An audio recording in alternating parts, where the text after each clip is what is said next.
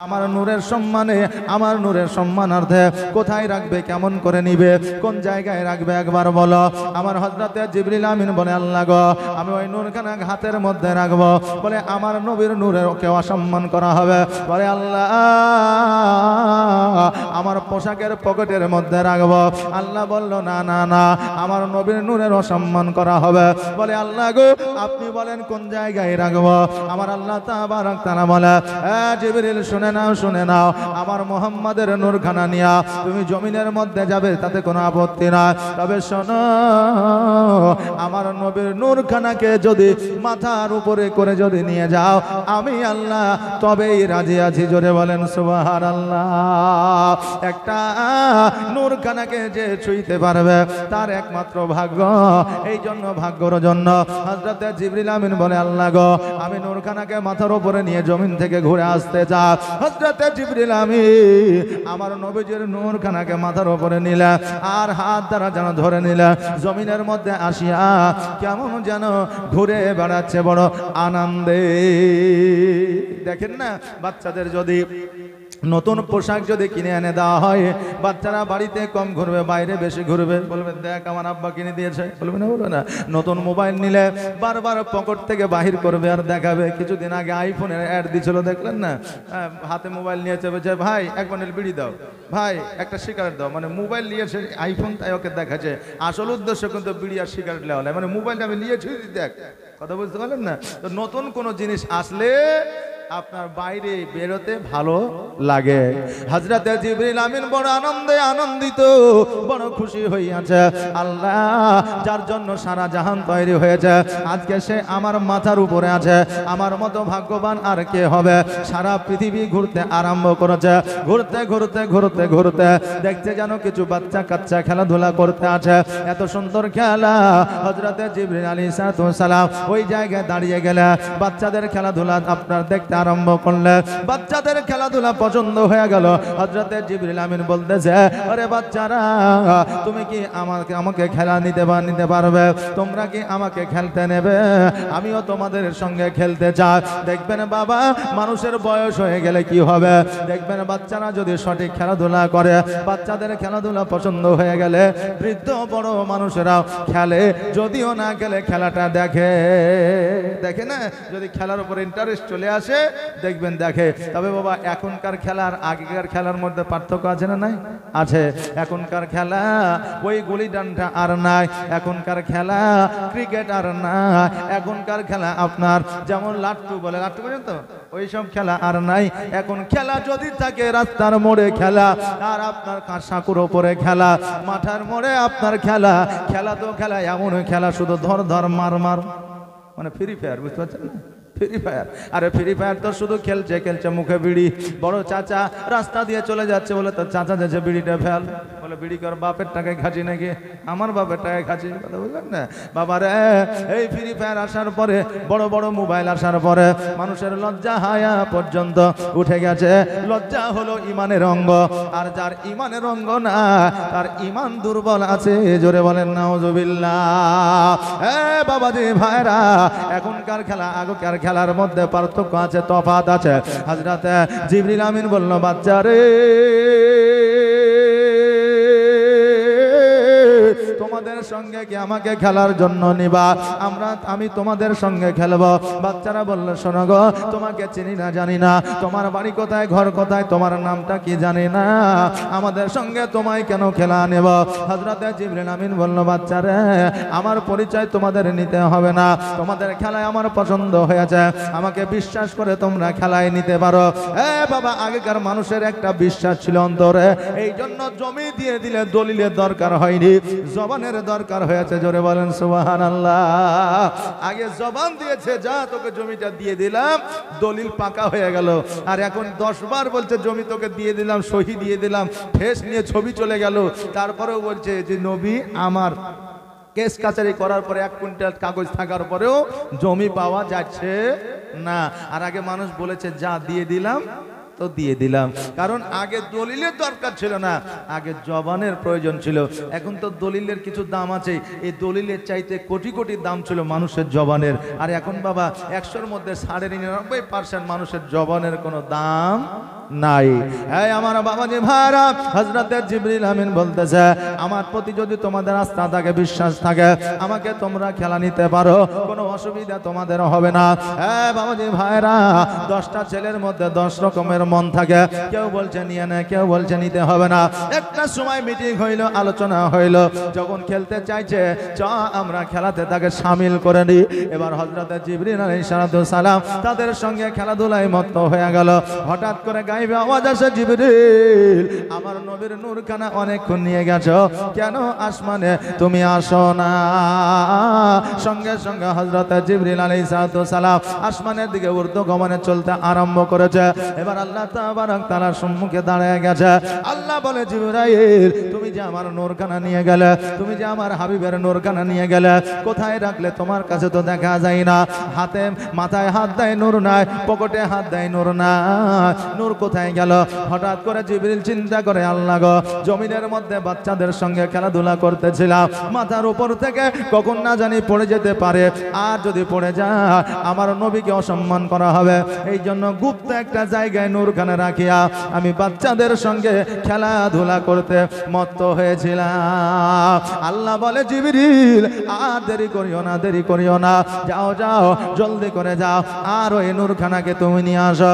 হযরত জিবরিল আলাইহিস সালাম জলদি করে জমিনের মধ্যে আসলে, আসার পরে যেন বাবা যেই জায়গায় নূরখানা রেখেছিল ওই জায়গায় নূর যেন আর দেখা যায় না, ওই জায়গায় নূর যেন আর দেখা যায় না।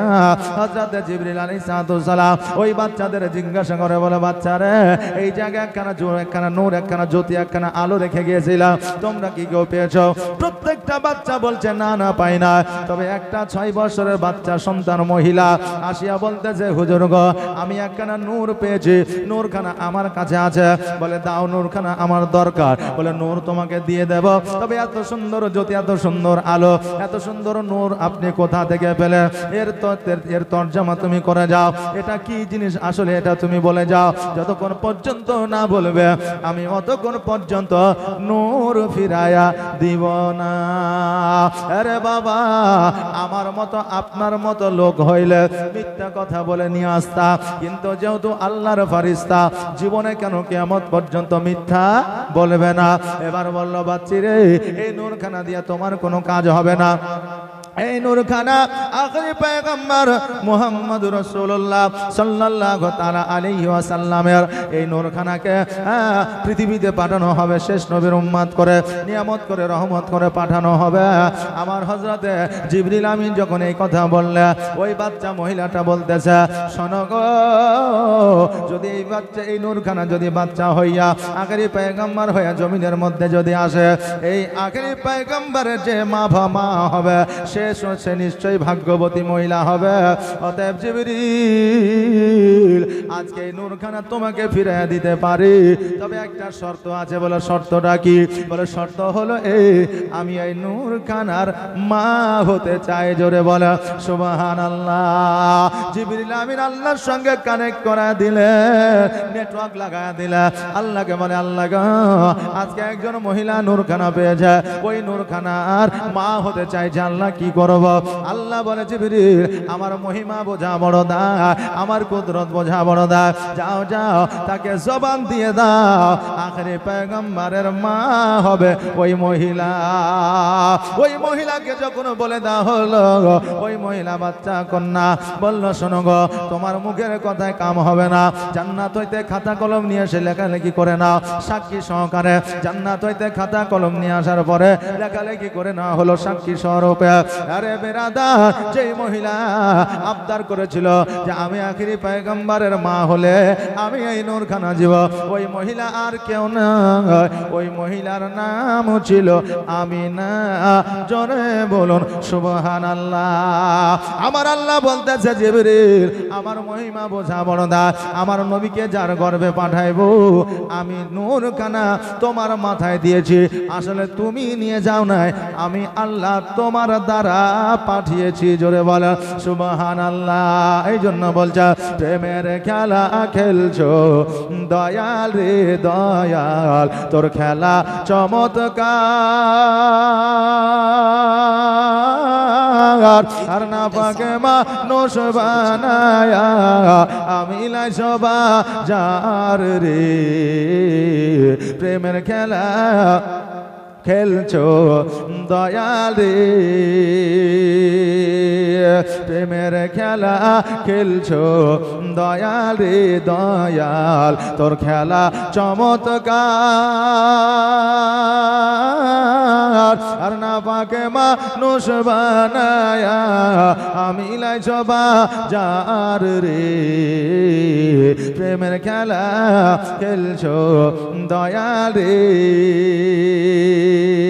তুমি কাউরে দিলা কোটি টাকা তুমি কাউরে দিলা তুমি দাওনি কাকে একটা সন্তান জায়গা জমি নাই আবার কাউকে দিলা কোটি টাকা একটাও সন্তান নাই আহা মরার পরে কাঁধে করে কবরে নামাবে কে তার রে প্রেমের খেলা খেলছো দয়াল রে দয়াল তোর খেলা চমৎকার আর না পাকে মানুষ বানায়া আমি লাইসবা যার রে প্রেমের খেলা খেলছো দয়াল রে তুমি কারো কলি যায় আগুন দিলা মা বাবা কেড়ে নিয়া আবার কারো করিলা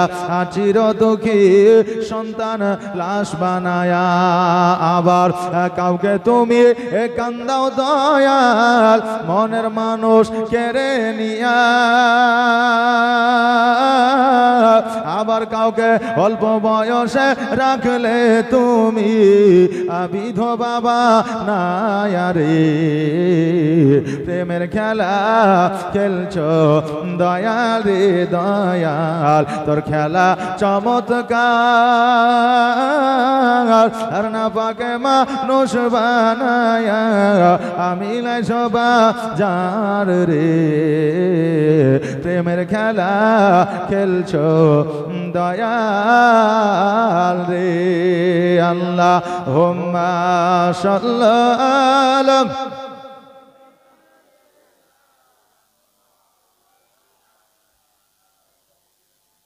وعلى آل سيدنا বাবাজি ভাইরা আমার মা আমিনা রাদিয়াল্লাহু তাআলা আনহা এই যখন আপনার শর্ত রেখে দিলে আমার হযরতে জিবরিল আমিন বললে মহিলা শোনো রে আজকে জান্নাত হইতে খাতা নিয়ে এসে লেখালেখি হয়ে গেল আজকে তুমি এই আখেরি পয়গম্বরের মা হয়ে যাবা ওই বাচ্চা মহিলা মা আমিনার বাড়ি ছিল মদিনা মা আমিনার আব্বাজারের নাম ছিল আব্দুল ওয়াহাব জোহরি বেরাদার এইদিকে মক্কা নগরে আব্দুল মুত্তালিব শব্দের মাধ্যমে যেন দেখলো শব্দের মাধ্যমে আল্লাহ তাবারাক তাআলা যেন দেখায়া দিল এই আব্দুল মুত্তালিব কাবা ঘরের মুতাওয়াল্লি শোনো রে আজকে হযরতে ইব্রাহিম আলাইহিস সালাম হযরতে ইসমাঈল আলাইহিস সালাম যে কাবা ঘর তৈরি করেছে আজকে ওই কাবা ঘরের মধ্যে মানুষ মূর্তি পূজা শুরু করেছে একটা নয় দুইটা নয় তিনটা নয় পাঁচটা নয় 300টা মতো মতান্তরে 300 আপনার 17টা বা 70টা মূর্তি আপনার তৈরি করে দিয়েছে ওই জায়গাতে তোমাকে ওই মূর্তিগুলা দূর করতে হবে আর হযরতে ইসমাঈল আলাইহিস সালামের যে জায়গা গুল্লার ডাবে পানির ফোয়ারা বের হয়েছিল জমজম ওই জমজমের পানিটা ওই কূপটা বন্ধ হয়ে গেছে ওই কূপটাও তোমাকে উদ্ধার করতে হবে জোরে বলেন সুবহানাল্লাহ কোন জায়গা কোথায় আছে সব ঠিকানা পেয়ে গেছে ম্যাপের মতো এবার হযরতে আব্দুল মুত্তালিব রাদিয়াল্লাহু তাআলা আনহু সকালবেলা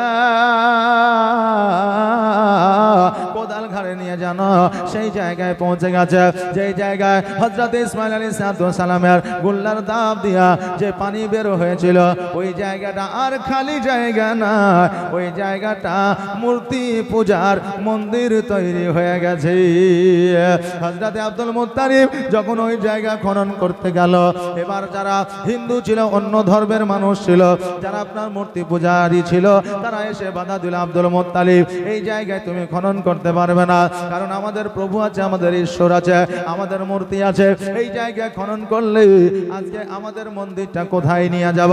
হযরত আব্দুল মুত্তালিব বলল, শোনো রে, আজকে তোমরা এই জায়গায় মূর্তি খাড়া করেছ, কিন্তু আগামী অতীতে আমার ইসমাইল আলাইহিস সালামের গোল্লার ডাবে এই জায়গায় জমজমের পানির ফোয়ারা বের হয়েছে। মূর্তি পূজারী যারা আছে তারা কোনো মতে মেনে নিতে চায় না। হযরত আব্দুল মুত্তালিবকে বলল, এই আব্দুল মুত্তালিব, আজকে তুমি জোর করে যদি এই জায়গা খনন করো, তোমাকে জোর করে খনন করতে দেওয়া হবে না, তোমার প্রতি অত্যাচার শুরু হয়ে যাবে। আব্দুল মুত্তালিব বাড়িতে ফিরে আসলেন। বাড়িতে ফিরে আসার পরে আল্লাহর দরবারে দোয়া করলেন, আল্লাহ গো, আজকে আমার বংশ নাই, বিস্তার না, আজকে আমার ভাই না, আজকে আমার বেরাদার না, আল্লাহ তুমি আমাকে এত পুত্র সন্তান দাও যে আমার পুত্র সন্তানদেরকে নিয়ে যাইয়া যেন আমি ওই জমজমের পানি উদ্ধার করতে পারি। জোরে বলেন সুবহানাল্লাহ। এই জন্য আমার আল্লাহ তাবারাক তাআলা হযরত আব্দুল মুত্তালিবকে একটা নয়, দুইটা নয়, তিনটা নয়, চারটা নয়, পাঁচটা নয়, আব্দুল্লাহকে দিয়া 11টা সন্তান আমার আল্লাহ দিয়েছিল। জোরে বলেন সুবহানাল্লাহ। যখন আব্দুল্লাহ রাদিয়াল্লাহু তাআলা আনহু যখন পুরোপুরি আপনার যুবক 18 বছরের সন্তান, তখন বাবা ওই জমজমের পানি আনার জন্য, জমজমের পানি আপনার জমজমের কুয়া তালাশের জন্য চলে গেল। এবার যাওয়ার পরে যখন আপনার 11টা সন্তান দাঁড়ায় আছে, কেউ যেন ভয়ে কিছু না বলে না। এবার যখন খনন করা শুরু করে দিল, গ্রামের মানুষেরা, শহরের মানুষেরা এসে আব্দুল মুত্তালিবকে বলল, এই আব্দুল মুত্তালিব, এতদূর পর্যন্ত তুমি খনন করেছ, আজকে তুমি খনন করার পরেও জমজমের পানি উদ্ধার করতে পারো না। এই আব্দুল মুত্তালিব, শোনে না, শোনে না, আজকে এই জায়গা তুমি আর খনন করো না, কারণ এই জায়গায় জমজমের পানি না। আব্দুল মুত্তালিব বলল, এই জায়গাতে জমজমের পানি আছে, আমি স্বপ্নের মাধ্যমে দেখেছি। এবার যারা মূর্তি পূজারে ছিল তারা বলল, আব্দুল মুত্তালিব, আজকে এই জায়গায় তোমরা যদি এই জমজমের পানি উদ্ধার করতে পারো, আমরা মুসলমান হয়ে যাব, আর যদি তুমি উদ্ধার করতে না পারো, তোমাকে আমাদের মতো মূর্তি পূজা করতে হবে। বলো রাজি আছো কিনা? আব্দুল মুত্তালিব বলল, আমি 100তে 100 গ্যারান্টি এই জায়গায় জমজমের পানি আছে, কারণ আল্লাহ স্বপ্নে আমাকে দেখাচ্ছে, আর স্বপ্নের তাবিরকারী হলাম আমি আব্দুল মুত্তালিব, আমার তাবির কোনোদিন মিথ্যা হতে পারে না। মূর্তি পূজারীরা, আজকে আমি কথা দিলাম, কথা দিলাম, এই জায়গায় যদি জমজমের পানি উদ্ধার করতে না পারি, আমি তোমাদের ধর্মে আমি চলে যাব, মূর্তি পূজা করব, আর যদি উদ্ধার করে দিতে পারি, আজকে তোমরা আমার ধর্মে, আমার ইসলাম ধর্ম গ্রহণ করবে। বলে ঠিক আছে। অনেক মানুষ আছে রে বাবা যারা বলে নবীর আত্মীয় স্বজন বংশ মুসলমান ছিল না। অনেক মানুষ আছে যারা এখন বলতেছে নবীর বাপ মায় নিজেই মুসলমান ছিল না। জোরে বলেন নাউজুবিল্লাহ। বাবাজি ভাইরা, আব্দুল মুত্তালিব মুসলমান ছিল কিনা একবার দেখালে। এবার বাবাজি আব্দুল মুত্তালিব খনন করলে, জমজমের পানি উদ্ধার হইল না, বাড়ি ফিরে আসলেন। পরের দিন আবার গেলে, আপনার পানি উদ্ধার হইল না, বাড়ি ফিরে আসলেন। আর রাত্রিবেলা আল্লাহর দরবারে হাত দুখানা তুলেছে, আল্লাহ গো, আজকে আমি যদি ওই জায়গায় জমজমের পানি উদ্ধার করতে না পারি, আমাকে মূর্তি পূজা করতে হবে, যেহেতু কথা দিয়ে দিয়েছি। আল্লাহ আজকে ওই জমজমের পানি উদ্ধার করে দাও, আর জমজমের পানি তুমি যদি উদ্ধার করে দাও, আমার প্রাণের জিনিস আমার মনের মতো করে আমি তোমার রাহে কোরবানি করে দিব। জোরে বলেন সুবহানাল্লাহ। তারপরের দিন যখন পানি উদ্ধার করার জন্য এসেছে, একবার নয় দুইবার যখন আপনার কোদালের আঘাত করা হয়েছে, সঙ্গে সঙ্গে পানির ফোয়ারা বাইর হয়ে এসেছে, আর সমস্ত মানুষই দেখেছে এটাই জমজমের পানি। জমজম শব্দের অর্থ হলো জমে যাওয়া। ওই জমজমের পানি যখন বাইর হয়ে গেল, আব্দুল মুত্তালিব রাদিয়াল্লাহু তাআলা আনহুর হাতে হাত দিয়া অনেক পূজারী আপনার মুসলমান হয়েছিল। জোরে বলেন সুবহানাল্লাহ। বাবাজি, আব্দুল মুত্তালিব যদি মুসলমান না হতো, তাহলে কি মূর্তি পূজারীকে মুসলমান বানাইতো? বানাইতো বাবা? বানাইতো না। বাবাজি ভাইরা, এবার ওই জমজমের পানি উদ্ধার করিয়া একদিন 2 দিন 3 দিন 4 দিন 5 দিন 7 দিন দিনগুলোকে যেন অতিবাহিত করে, অতিবাহিত হয়ে যায়। হঠাৎ করে স্বপ্নের মাধ্যমে দেখতে পায়, এই আব্দুল মুত্তালিব, তোমার কাছের জিনিস, তোমার মনের জিনিস আমার হস্তে কুরবানি করবা। তুমি কথা দিয়েছিলা, কিন্তু এখনো পর্যন্ত তোমার ওয়াদা, তোমার কথা এখনো পর্যন্ত পালন করো না। আব্দুল মুত্তালিব চট করে যেন ঘুমটা ভেঙে গেল, আর আল্লাহকে বলল, আল্লাহ গো, আমি কথা দিয়েছি, আমি ওয়াদা করেছি, আমি ওয়াদা খেলাফ করব না, নিশ্চয়ই আপনার ওয়াস্তে আমি কুরবানি দেব। আরে বাবা, আল্লাহর কাছে চাওয়া আর আল্লাহর কাছে পাওয়া একটা মাত্র সময়, একটা মাত্র আপনার রাস্তা আছে, যে রাস্তাটা হলো রাত্রিবেলায় তাহাজ্জুদের নামাজের পরে। আমার আল্লাহ বলে, বান্দারে, মধ্যরাত্রিতে যখন তাহাজ্জুদের নামাজের পরে আমার দরবারে হাত দুখানা উত্তোলন করো, আমি শুনি তুমি বলো সারা জাহানের মানুষ, সারা জাহানের মানুষ ঘুমায় থাকে, অতএব আমি আল্লাহ তুমি যেটা চাইবা আমি আল্লাহ সেটাই তোমাকে দিতে থাকবো। জোরে বলেন সুবহানাল্লাহ। এই জন্য আল্লাহর কাছে চাওয়ার একটা সময় নির্ধারিত আছে, যে সময়টা হলো আপনার তাহাজ্জুদের নামাজের পরে। তবে বলবেন, হ্যাঁ নবী গো, তবে বলবে, এ মাওলানা, তবে 5 ওয়াক্ত নামাজের পরে কি দোয়া কবুল হয় না? 5 ওয়াক্ত নামাজের পরে কি দোয়া কবুল হয় না? অন্যান্য সময় দোয়া করলে কি দোয়া কবুল হয় না? কবর জিয়ারতের পরে দোয়া করলে কি দোয়া কবুল হয় না? অবশ্যই দোয়া কবুল হয়, কিন্তু বাবাজি ভাইরা, যেমন মা বাবার দোয়া কারেন্টের মতো সন্তানের জন্য দোয়া কবুল হয়ে যায়, যেমন মা বাবার জন্য সন্তানের দোয়া কারেন্টের মতো কবুল হয়ে যায়, ঠিক তেমনি রাত্রি মধ্যরাত্রিতে যখন তাহাজ্জুদের নামাজ পড়ার পরে আল্লাহর দরবারে দোয়া করা হয়, ওই দোয়াটা আল্লাহর দরবারে কারেন্টের মতো কবুল হয়ে যায়। জোরে বলেন সুবহানাল্লাহ। বেরাদার, সকালবেলা হযরতে আব্দুল মুত্তালিব রাদিয়াল্লাহু তাআলা আনহু যেন বাবা আমার আব্দুল্লাহকে লইয়া সঙ্গে করে নিয়ে চলে যাচ্ছে। এবার আরো 10 জন ভাই বলতে যায়, আব্বা গো, আমাদের ছোট ভাই এত আদরের ভাই, আমাদের ছোট ভাই এত যত্নের ভাই, আমাদের ছোট ভাই এত স্নেহের ভাই, আজকে আমার ছোট ভাইকে লইয়া কোথায় যেন যা, আজকে যদি কাজের প্রয়োজন হয় আপনি আমাকে বলে, আজকে যদি কোথাও যেতে হয় আপনি আমাদের বলে, কিন্তু আমরা আমাদের ছোট ভাইকে এত ভালোবাসি, রোদ্রে কোথাও নিয়ে যায়েন না। দেখবে বাড়ির বংশের যারা বড় সন্তান হয় আদরটা তারা বেশি পায়, স্নেহটা তারা বেশি পায়, আর বাড়ির ছোট সন্তান যারা হয় তারা স্নেহটা বেশি পায়। আব্দুল মুত্তালিবের শ্রেষ্ঠ সন্তান হযরতে আব্দুল্লাহ রাদিয়াল্লাহু তাআলা আনহু, ওই আব্দুল্লাহকে আরো 10 ভাই এত ভালোবাসতো, কোন দিনের তরে মাটিতে যেন পা পড়তো না, সর্বদা 10টা ভাইয়ের কোলের উপরে থাকতো। জোরে বলেন সুবহানাল্লাহ। এত যত্নে আমার আব্দুল্লাহ রাদিয়াল্লাহু তাআলা আনহু লালিত পালিত হয়েছিলেন। আব্দুল মুত্তালিব রাদিয়াল্লাহু তাআলা আনহু বললেন, আমার সন্তানেরা শুনে নাও, শুনে না, আজকে আব্দুল্লাহকে ছাড়া কাজ হবে না। আমি ওই জমজমের পানি উদ্ধার করার জন্য আমার কাছের একজনকে কুরবান করব বলে আমি আল্লাহর কাছে ওয়াদা করেছি। এবার বলল, আব্বা গো, আমি হারিস, আমি আপনার বড় সন্তান, আমাকে কি আপনি প্রাণের মতো করে মানেন না? আপনি কি আমাকে ভালোবাসেন না? আরো একটা সন্তান বলল, আব্বা গো, আপনি কি আমাকে ভালোবাসেন না? আরো সন্তান বলল, আব্বা গো, আপনি কি আমাদের ভালোবাসেন না? আব্দুল্লাহ রাদিয়াল্লাহু তাআলা আনহুর বদলে আমাদেরকে আপনি কুরবানি দিয়ে দেন।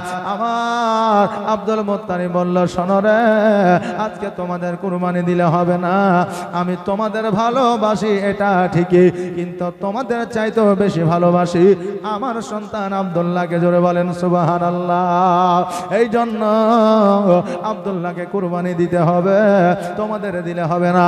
এবার আব্দুল্লাহকে সঙ্গে করে নিয়ে রাস্তা দিয়ে চলে যাচ্ছে, হঠাৎ করে একজন হাকিমের সঙ্গে দেখা, বলে, আব্দুল্লাহকে নিয়ে কোথায় যাও? বলে, আমি কুরবানি দেব, আল্লাহর ওয়াস্তে বলেছি, ওয়াদা করেছি, এই জন্য আব্দুল্লাহকে কুরবানি দেওয়ার জন্য নিয়ে যায়। ওই হাকিম বলল, শোনো আব্দুল মুত্তালিব, আজকে আব্দুল্লাহকে যদি কুরবানি করে দেন, আমি তাওরাত ইনজিল জবুরে পড়েছি নাকি এর সন্তান হবে মুহাম্মদ রাসূলুল্লাহ আখেরি পয়গম্বর আল্লাহর শেষ নবী অতএব আব্দুল্লাহকে যদি কুরবানি করে দেওয়া হয় তবে আখেরি পয়গম্বর জগতের মধ্যে কেমন আসবে আব্দুল মুত্তালিব বললেন তবে কি করা যায় বলে একটা কাজ করো 10টা 20টা 15টা 30টা 50টা উটের নাম লেখো একদিকে আব্দুল্লাহকে রাখো একদিকে উটের নামটা ফেলো যদি উটের নামটা ভেসে আসে জানবে আব্দুল্লাহকে বাদ দিয়ে উট কুরবানি দিলে আল্লাহর দরবারে কবুল হয়ে যাবে জোরে বলেন সুবহানাল্লাহ এইরূপ আব্দুল্লাহকে এক জায়গায় রাখলে আর যেন 1টা 2টা 3টা 4টা 5টা 7টা এইভাবে উট দেয় কিন্তু উটগুলো যেন ওঠে না যখন 100টা উট দেওয়া হলো আব্দুল্লাহর নামটা নিচে থেকে গেল আর উটের নামটা উপরে চলে আসলো তখন বাবাজি ভাইরা সেই আমলে 100টা উটকে আপনার কুরবানি করেছিল আল্লাহর দরবারে ওই কুরবানি কবুল হয়েছিল জোরে বলেন সুবহানাল্লাহ আরে আমার বাবাজি ভাইরা অনেক জীবনী করে অনেকেই বক্তব্য রাখে যে আমার নবী গরিব ছিল আব্দুল্লাহ গরিব ছিল আব্দুল মুত্তালিব গরিব ছিল না না না সেই আমলে 10 জন ধনীর মধ্যে একজন ধনী ছিল আব্দুল মুত্তালিব জোরে বলেন সুবহানাল্লাহ আব্দুল মুত্তালিব যদি গরিব হইতো 100টা উট কিন্তু কুরবানি দেওয়া সম্ভব না বাবাজি ভাইরা আমার আব্দুল্লাহকে নিয়ে আসলেন বাড়িতে নিয়ে আসার পরে দেখছে যেন আরো 2 ভাই অতি অঝর নয়নে কান্না করছে ভাই আমাদের মনে হয় আর না আব্দুল্লাহকে যখন দেখতে পাইলে সকল ভাই যেন আনন্দে আত্মহারা হইল সকলে যেন আনন্দে আত্মহারা হয়ে গেল একজন মানুষের মরে যাওয়ার কথা একজন মানুষের ইন্তেকালের কথা ওই মানুষটা যদি আবার ফিরে আসে বলেন কে খুশি হবে না খুশি হবে কি হবে না খুশি হবে কিন্তু বাবা যদি মানুষ যদি তাকে জ্বালিয়ে রাখে জ্বালিয়ে বুঝেন তো যদি জ্বালিয়ে রাখে তাহলে ও ফিরে আসলে কি আর খুশি হবে হবে না এখন আমার মা বোনেরা স্বামীদেরকে কিছু কিছু স্বামীদেরকে জ্বালাচ্ছে কারণ লক্ষ্মী ভান্ডারের টাকা পেয়েছে কথা বুঝলেন না এই জন্য অনেক মানুষ আছে যে বলছে যে লক্ষ্মী ভান্ডারের টাকা না পাইছিল না তাও ইজ্জত সম্মান একটু ছিল আর এখন পাইছে তো আমাদের এখন ইজ্জত সম্মান তাও নাই এই মায়েরা স্বামীদের যদি একটু কষ্ট দিয়ে থাকো কিঞ্চিত পরিমাণ যদি ব্যথা বেদনা পেয়ে যায় তোমার সমস্ত ইবাদত আল্লাহর দরবারে কবুল হবে না কারণ তোমার জান্নাতই তো তোমার স্বামীর পায়ের তলায় জোরে বলেন সুবহানাল্লাহ আর যদি জ্বালায় রাখো তাহলে তুমি থাকলেই কি আর না থাকলেই বাকি নাকি বলে একজনের স্ত্রী হঠাৎ করে অজ্ঞান হয়ে গেছে ওকে হাসপাতালে নিয়ে গেছে হাসপাতালে নিয়ে যাওয়ার পরে ট্রিটমেন্টটা ভুল করেছে মারাই যায়নি বলেছে মরে গেছে বাড়িলে চলে যাও বাড়িতে আসার পরে গোসল দিয়েছে কাফন পরাইছে খাটে তুলেছে যে রাস্তা দিয়ে চলে যাচ্ছে 3 মোহনী রাস্তাতে বুঝলেন আগের মানুষ পেছনে আসে পেছনের মানুষ আগে যায় এবার এইভাবে খাটলিটা চেঞ্জ করতে গিয়ে খাটলিটা যখন তুলতে গেছে ওখানে একটা পোল ছিল পোলের সঙ্গে আপনার খাটলিটা ধাক্কা লেগে গেছে আর যেমনই ধাক্কা লেগেছে ও অজ্ঞান হয়েছিল ও তো মারা যায়নি ওর সঙ্গে সঙ্গে উঠে গেছে এই নামাও আমাকে নামাও সবাই বেচারে এ তো মারা যায়নি এ তো জিন্দা আছে আবার হাসপাতালে নিয়ে যাওয়া হলো হাসপাতালে নিয়ে যাওয়ার পরে 1 সপ্তাহ ট্রিটমেন্ট করা হলো তারপরে আর বাঁচানো গেল না মহিলাটা মারা গেল বাড়িতে নিয়ে আসার পরে আবার পুনরায় গোসল দিয়ে কাফন দিয়ে আবার খাটলিতে করে নিয়ে এসেছে আচ্ছা বলেন মুর্দা যখন খাটলিতে যায় তো মানুষ আগে যায় না পিছে যায় জি পিছে যায় তো সবাই পিছে যাচ্ছে আর স্বামী যাচ্ছে আগে আগে আর স্বামী আগে আগে যাচ্ছে আর সতর্ক বাণী দিচ্ছে পোল দেখে যে বলছে পোল দেখে মানুষ বলছে হ্যাঁ রে সবাই পেছনে যাচ্ছে তুই আগে যাচ্ছিস আর বলছিস পোল দেখে কারণটা কি বলছে শোন এর আগে পোলে ধাক্কা লেগে জিন্দা হয়ে গেল চলো এবারও যদি পোলে ধাক্কা লেগে জিন্দা হয়ে যায় তো আমার জীবনের রফা শেষ হয়ে যাবে কথা বললেন না তো এখন বিবিরা যদি এইরকম স্বামীদের অবস্থা করে রাখে তো বাবা ও চলে গেলে কি আর থাকলেই বাকি কথা বুঝলেন না বাবজি ভাইরা তাই আমি মায়েদেরকে বলবো একজন যুবকের জন্য একজন পুরুষের জন্য সম্মানের জায়গায় থাকবে তার পিতা ও মাতা আর একজন বিবির জন্য তার সম্মানের জায়গায় থাকবে তার স্বামী কারণ একমাত্র সাহারা তার স্বামীর মতো ভালো কেউ বাঁচতে পারে না স্বামীর মতো দায়িত্ব স্ত্রীর আর কেউ নিতে পারে না হয়তো অন্য কেউ আপনার তাকে ভক্ষণ করার দায়িত্ব নিবে কিন্তু তাকে পোষণ করার দায়িত্ব নিতে পারবে না আর একমাত্র তার ভালো মন্দ দেখার মতো যদি কেউ থাকে তাহলে তার স্বামী অতএব স্বামীর প্রতি বিশ্বাস রেখে তুমি জীবন যাপন করো, পরকীয়ায় লিপ্ত হয়েও না। আর যদি পরপুরুষের দিকে নজর যায় আর স্বামীর কথা যদি অবহেলা মনে হয়, তাহলে তোমার জীবন বেকার হয়ে গেছে, তোমার জীবনে আর শান্তি আসবে না। তারিক আহমেদ একটা কথা বলেছিল যে যেই মহিলা বিয়ের আগে কারো বিছানায় শুয়ে গেছে, বিয়ের পরে তার শোয়া আর হবে না। মানে কি, জীবনের যে সুখ আগে উপলব্ধি করেছে বিয়ের আগে, হারাম রিলেশনে যুক্ত হয়ে গেছে, তার মানে বিয়ের পরে ওই স্বামী আর তাকে ঘুমাইতে দিবে না। কারণ একটা মানুষের দ্বারা যখন খারাপ কাজ হয়ে যায়, ব্যভিচার হয়ে যায়, তার বাড়িতে রহমত বরকত কিছুই থাকে না। আর যখন থাকে না, তার বাড়িতে অটোমেটিক কিছু না কিছু জ্বালা থাকতেই থাকবে। কথা বুঝতে পারলেন কিনা? এই জন্য সহি এবং সালামত নিজের ইজ্জতকে বাঁচায়া চলেন। আল্লাহ তাবারক তাআলা যেন সেই তৌফিক দান করেন। সঠিক ব্যবহার আচরণ দিয়ে যদি আমরা চলতে পারি, আমাদের দ্বারাই কোনো খারাপ কাজ যদি না হয়, তবে বাবা আমাদেরকে তো সালাম করা দূরের কথা, আমাদের যে সম্মান, আমাদের যে ইজ্জত, মানুষ আমাদের সম্মান এবং ইজ্জত করবে না বাবা। রোজা করে যখন কালিয়াচকের বুকে যান, রোজা রেখে যখন আপনি মালদার বুকে যান, দেখবেন একটা বেধর্মিক আপনার সামনে বিড়ি খাবে না। যে মুসলমান মুখে দাঁড়িয়ে আছে, মাথায় টুপি আছে, মানে রোজা করেছে, আর আপনি দাঁড়িয়ে আছেন মাথায় টুপি আর মুখে দাঁড়িয়ে ফলমূলের বাজার করছেন, আর একজন ভদ্রলোক আয়সা বিড়ি টানছে, 2 কেজি আপেল তো মসজিদে আজকে আমার ইফতার আছে, মানে ও সিগারেট টানছে কিন্তু মানুষকে ইফতার করাবে। কথা বুঝলেন না?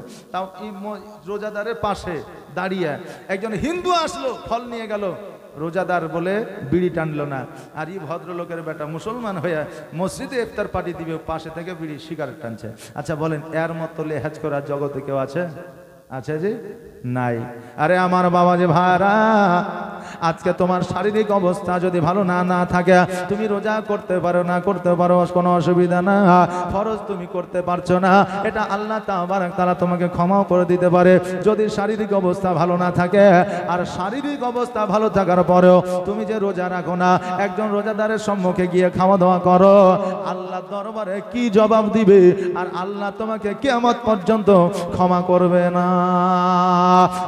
বাবাজি ভাইরা, আমার বাবাজিরা, আমি এইটাই বলতেছিলাম যে মুর্দা ব্যক্তি যদি আপনার সম্মুখে জিন্দা হয়ে ফিরে আসে, এমন কোন মানুষ নাই যে খুশি হবে না। হযরত আব্দুল্লাহ রাদিয়াল্লাহু তাআলা আনহু আরো 10 ভাই যেন আপনার খুশি হয়ে গেল, একে অপরে আব্দুল্লাহকে নেয় আর কবলে চুম্বন দেয়, আব্দুল্লাহকে নেয় কবলে চুম্বন দেয়, আর সকলে যেন আলহামদুলিল্লাহ পড়ে। আলহামদুলিল্লাহ মানে আল্লাহ শুকরিয়া আদায় করা, সমস্ত প্রশংসা আল্লাহ। আজকে আমরা তো আলহামদুলিল্লাহ বলতে পারি না, আজকে আমরা গুড নাইট আর গুড মর্নিং এই কথাটা খুব ভালো মনে আছে। কথা বললেন না? এগুলো ভালো মনে আছে, চাই সে পড়া জানুক আর না জানুক। কথা বুঝলেন না? কাউকে যদি মেসেজ করা হচ্ছে কেমন আছো, ভালো আছো, তা সংক্ষেপে লেগে গেছে HMM, মানে হাম, ভালো আছে। যে কাউকে যদি বলছে আই লাভ ইউ, তো আরেকজন বলছে আই লাভ আনলিমিটেড। কথা বুঝলেন না? মানে এইরকম এখন ব্যবস্থা চলছে, সব কিছু সংক্ষেপে। কিন্তু বাবারে, ইসলামের মধ্যে, শরীয়তের মধ্যে কোনো সংক্ষেপ চলে না, ইসলামের মধ্যে কোনো যুক্তি চলে না, ইসলামের মধ্যে কোনো রকমের চালাকি চলে না। বাবাজি ভাইরা, তাই কথায় কথায় ইসলামিক আপনার আরবি শব্দগুলো ব্যবহার করবে, আল্লাহ খুশি হবে। যদি বলে ভাই কালকে তুমি বাজারে যাবো, বলবেন ইনশাআল্লাহ যাবো। একটা খাবার খাইছেন, আলহামদুলিল্লাহ পড়বে, যদি আপনার ভালো লাগে মাশাআল্লাহ পড়বেন। কেউ যদি বলে ভাই আমার বাড়িতে বেড়াতে যা, বলবেন জাযাকাল্লাহ।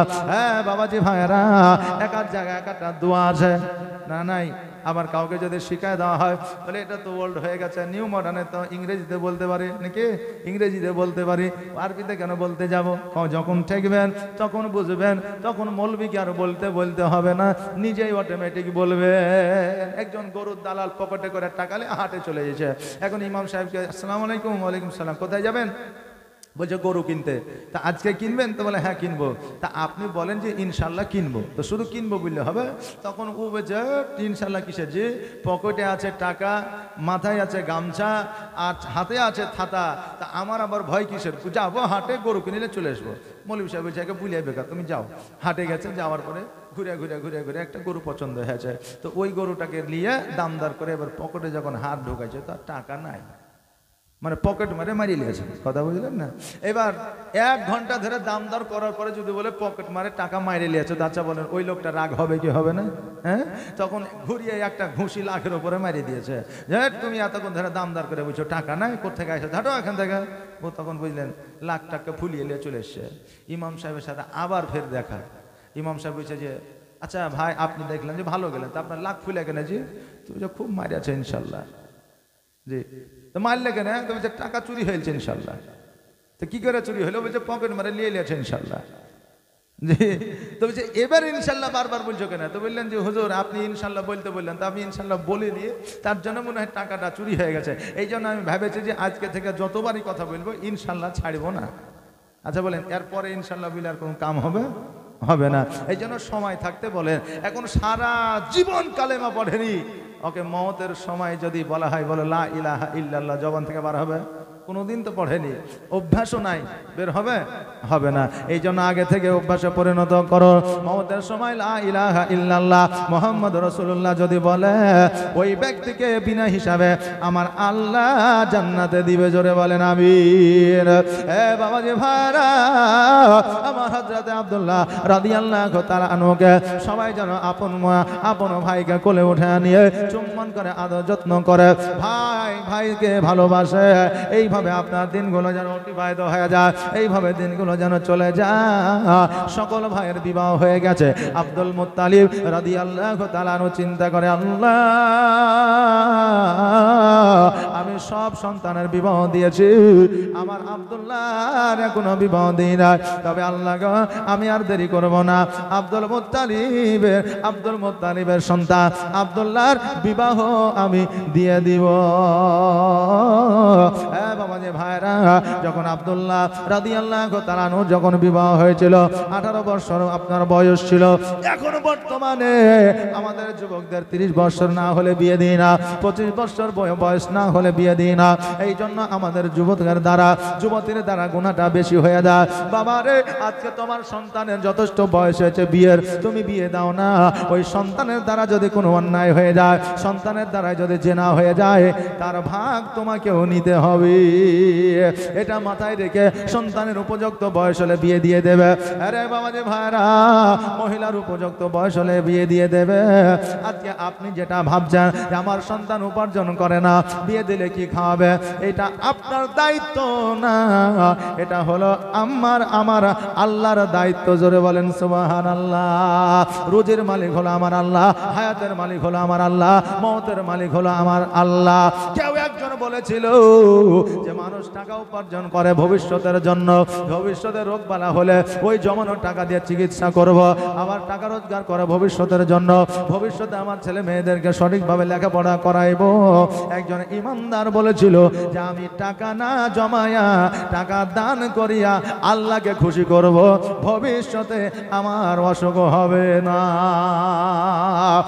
আমার বাবাজি ভাইরা, হযরত আব্দুল মুত্তালিব রাদিয়াল্লাহু তাআলা আনহু আব্দুল্লাহ রাদিয়াল্লাহু তাআলা আনহুর কিছু বন্ধুকে ডাকার পরে বলল, এই আব্দুল্লাহর বন্ধুরা তোমরা শুনে না, আজকে আব্দুল্লাহর কাছে একটা পয়গাম পাঠিয়ে দেব, আব্দুল্লাহর কাছে একটা সংবাদ পাঠাবো, এই সংবাদটা তোমাদের দ্বারা পাঠাবো। বলে চাচা গো কি এমন সংবাদ আপনি? বলে সংবাদটা হলো আমি আব্দুল্লাহর বিবাহ দিতে চাই, বিবাহে আব্দুল্লাহ রাজি আছে কিনা, হ্যাঁ কিনা, এই কথাটা তুমি আমাকে শোনাবে। আগের বাপ মা ডাইরেক্ট সন্তানকে বিয়ের কথা বলতে পারতো না, আর আগের যুবকেরা বিয়ের কথা ডাইরেক্ট বাপ মাকে বলতে পারতো না। আর এখন বলা তো দূরের কথা, মোবাইলে ফটো তুলে নিয়ে এসে মাকে দেখায়, বলে আমি এটা বৌমা পছন্দ হয়েছে কিনা একবার দেখো। বলছে কি বলছে না? এখন মাকে ডাইরেক্ট বলছে, আব্বাকে ডাইরেক্ট বলছে। আরে বাবা, মডার্ন যুগে কিছুই আমাদের দ্বারা অসম্ভব নয়, সব কিছুই সম্ভব হয়ে গেছে। তবে মানুষ বলে যুগটা খারাপ, আসলে বাবা যুগ খারাপ নয়, মানুষ হয়েছে খারাপ। যুগ কি কোনোদিন খারাপ হয় বাবা? মানুষ হয়েছে খারাপ। যুগ যেমনই ছিল তেমনই আছে। যেমন আমাদের সময় হলে সূর্য ডুবতো, এখনো ডোবে। সময় হলে সূর্য উদয় হয়, এখনো উদয় হয়। যেমন ছিল তেমনই আছে, শুধু মানুষের পরিবর্তন ঘটেছে। হ্যাঁ বাবাজি ভাইরা, আমার হযরতে আব্দুল্লাহ রাদিয়াল্লাহু তাআলা আনহুর বন্ধু বান্ধব বড় খুশি, একটা আনন্দের খবর পেয়েছি। ছুটতে ছুটতে আব্দুল্লাহর কাছে গিয়ে হাজির। আব্দুল্লাহ ফাঁকা ময়দানে ঘাসের উপরে বসে আছে। আব্দুল্লাহর পাশে যাইয়া সবাই খুশি। আব্দুল্লাহ বলতেছে, বন্ধু রে, আজকে তোমরা খুশি হয়ে আছো, কারণটা কি? তোমরা বড় দেখি আনন্দে আনন্দিত হয়ে আছো, আজকে কারণটা কি বলো? বলে, কারণটা তোমার জন্য। বলো বলো। আজকে তোমার আব্বা বলেছে তোমার কাছ থেকে যদি হ্যাঁ উত্তর আসে আমাদেরকে মিষ্টান্ন খাবার খাওয়াইবে, আর না উত্তর যদি আসে আমাদের কিছুই খাওয়াবে না। অতএব তুমি অ্যানসারটা হ্যাঁ দিবা। বলে, আগে বলো প্রশ্নটা কি? বলে, প্রশ্ন নয় রে বেরাদার, প্রশ্ন নয়, একটা খুশির খবর, আনন্দের খবর। ওই আনন্দের খবরটা হলো এই, তোমার আব্বা তোমার বিবাহ দেবে। তুমি ওই বিবাহে রাজি আছো কিনা বলো? সঙ্গে সঙ্গে আব্দুল্লাহ রাদিয়াল্লাহু তাআলা আনহু মিচকে হাসি দিয়ে বলল, বন্ধু রে, আমি আর কি বিয়ে করব? আমি আব্দুল্লাহ, আমার বিয়ে আগে হয়ে গেছে। জোরে বলেন সুবহানাল্লাহ। বন্ধুরা বলছে, আগে বিয়ে হয়ে গেছে, এটা আবার কেমন কথা? তোর বিয়ে হবে আর আমরা জানতে পারবো না? আমরা তোর কাছের বন্ধু। আচ্ছা যাক, আমরা নাই জানলাম না, কমসে কম তোর আব্বা তো জানবে নাকি? হ্যাঁ, তোর অভিভাবক তো জানবে। আব্দুল মুত্তালিব বলে, শোন, আমার দুনিয়াতে বিয়ে হয় নাই, আমার জগতের মধ্যে কোনো বাড়িতে বিয়ে হয় নাই, কোনো মসজিদে বিয়ে হয় নাই। আমার বিবাহ আল্লাহর জান্নাতে হয়েছে। আমার বিবাহ আজকে নয়, কালকে নয়। আমি যখন শৈশবকালে, বাচ্চাকালে যখন জগতের মধ্যে এসেছিলাম, আমার যখন 6 বছর 7 বছর বয়স, তখন আমি স্বপ্নের মাধ্যমে দেখে নিয়েছি আমার বিবাহ মদিনায় হয়ে গিয়েছে। জোরে বলেন সুবহানাল্লাহ। বলে, বিবাহের সার্টিফিকেট জান্নাতের মধ্যে রাখা আছে। বন্ধু বান্ধবেরা মন খারাপ করে আব্দুল মুত্তালিবের কাছ দিয়ে যায়। আব্দুল মুত্তালিব বলে, আব্দুল্লাহর বন্ধুরা বলো বলো, আজকে তোমরা কি আনসার পাইলা? আব্দুল্লাহর বন্ধুরা বলে, আব্দুল মুত্তালিব চাচা গো, আজকে খারাপ খবর আছে। বলে, খবর কি? বলে, খবর হলো আব্দুল্লাহর নাকি বিবাহ হয়ে গেছে আজকে থেকে অনেক দিন আগে, বহুদিন আগে। এই জন্য আব্দুল্লাহ বলে পাঠিয়েছে আমার বিয়ে হয়ে গেছে, জগতে আর বিয়ে আমি করতে চাই না। আব্দুল মুত্তালিব হতভম্ব হয়ে গেল যে আমার সন্তানের বিয়ে হলো, আমি নিজেই জানতে পারলাম না, এটা কি করে হয়? বলে, তোমাদের বন্ধুকে ডাকো। এবার আব্দুল্লাহকে ডাকা হলো। আব্দুল্লাহকে বললো, আব্দুল্লাহ বলো বলো, তোমার নাকি বিবাহ হয়ে গেছে? বলে, হ্যাঁ। এবার আব্দুল মুত্তালিব মিচকে হাসি দিয়ে মনে করছে হয়তো স্বপ্নের মাধ্যমে দেখেছে, না জানে কি বিবাহ, না জানে কি বিবাহ, বিয়ে হয়তো হয়নি, স্বপ্নে দেখেছে, ওটাই আপনার বিশ্বাস করেছে। তবে যদি বিয়ে করে তার ঠিকানা অবশ্যই জানে, ওই মহিলার নামটা অবশ্যই জানে। যদি বিয়ে করে তার শ্বশুরের নাম, শাশুড়ির নাম, তার শাশুড়ির নাম না জানে, কমসে কম শ্বশুরের নাম, এলাকার নাম, গ্রামের নাম, এটা তো জানা থাকবেই নাকি? বলেন থাকবে না? থাকবে। হ্যাঁ বাবা, আমার আব্দুল মুত্তালিব বলে, ও আব্দুল্লাহ, তোমার যখন বিবাহ হয়ে গেছে, বলো বলো, তোমার শ্বশুরের নাম কি? তোমার শ্বশুরের গ্রামের নাম কি? তোমার বউয়ের নাম কি? আব্দুল্লাহ রাদিয়াল্লাহু তাআলা আনহু বলে, আব্বা গো, আমার শ্বশুরের বাড়ি হলো সোনার মদিনা। তখন কিন্তু বাবা নামটা কিন্তু মদিনা ছিল না, তখন ওই মদিনার নাম ছিল ইয়াসরিব। কি নাম বললাম? মদিনার নাম কিন্তু ছিল তখন ইয়াসরিব। আমার নবী যেই দিন ওই ইয়াসরিব এসেছিল, সেই দিন থেকে নাম হয়েছিল মদিনা। অতএব বাবাজি ভাইরা, আর যেই জায়গাকে আমরা মক্কা বলি, ওই জায়গার নাম কিন্তু মক্কা ছিল না, ওই জায়গার নাম ছিল বাক্কা। আমার নবী আসার পরে ওই জায়গার নাম হয়েছে মক্কা। ও মাঝি পাল তুলে দে, আর হেলা করিস না, ছেড়ে দে নৌকা মাঝি, যাব মদিনা। জোরে বলেন সুবহানাল্লাহ।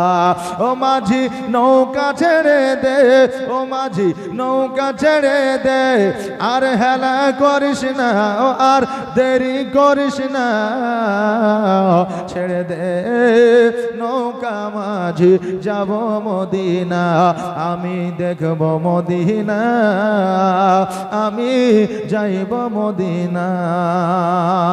মক্কায় নবী এলো মায়া মিনার ঘরে, হাসিলে হাজার মানিক, কাঁদিলে মুক্তা ঝরে।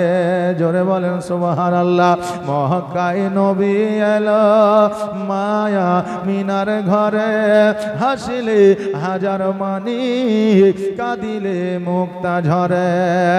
দয়ার নবী যার সহায়, দয়ার নবী যার সহায়, তার কিসের ভাবনা, ছেড়ে দে নৌকা মাঝি যাব মদিনা, আমি দেখব মদিনা, আমি যাইব মদিনা।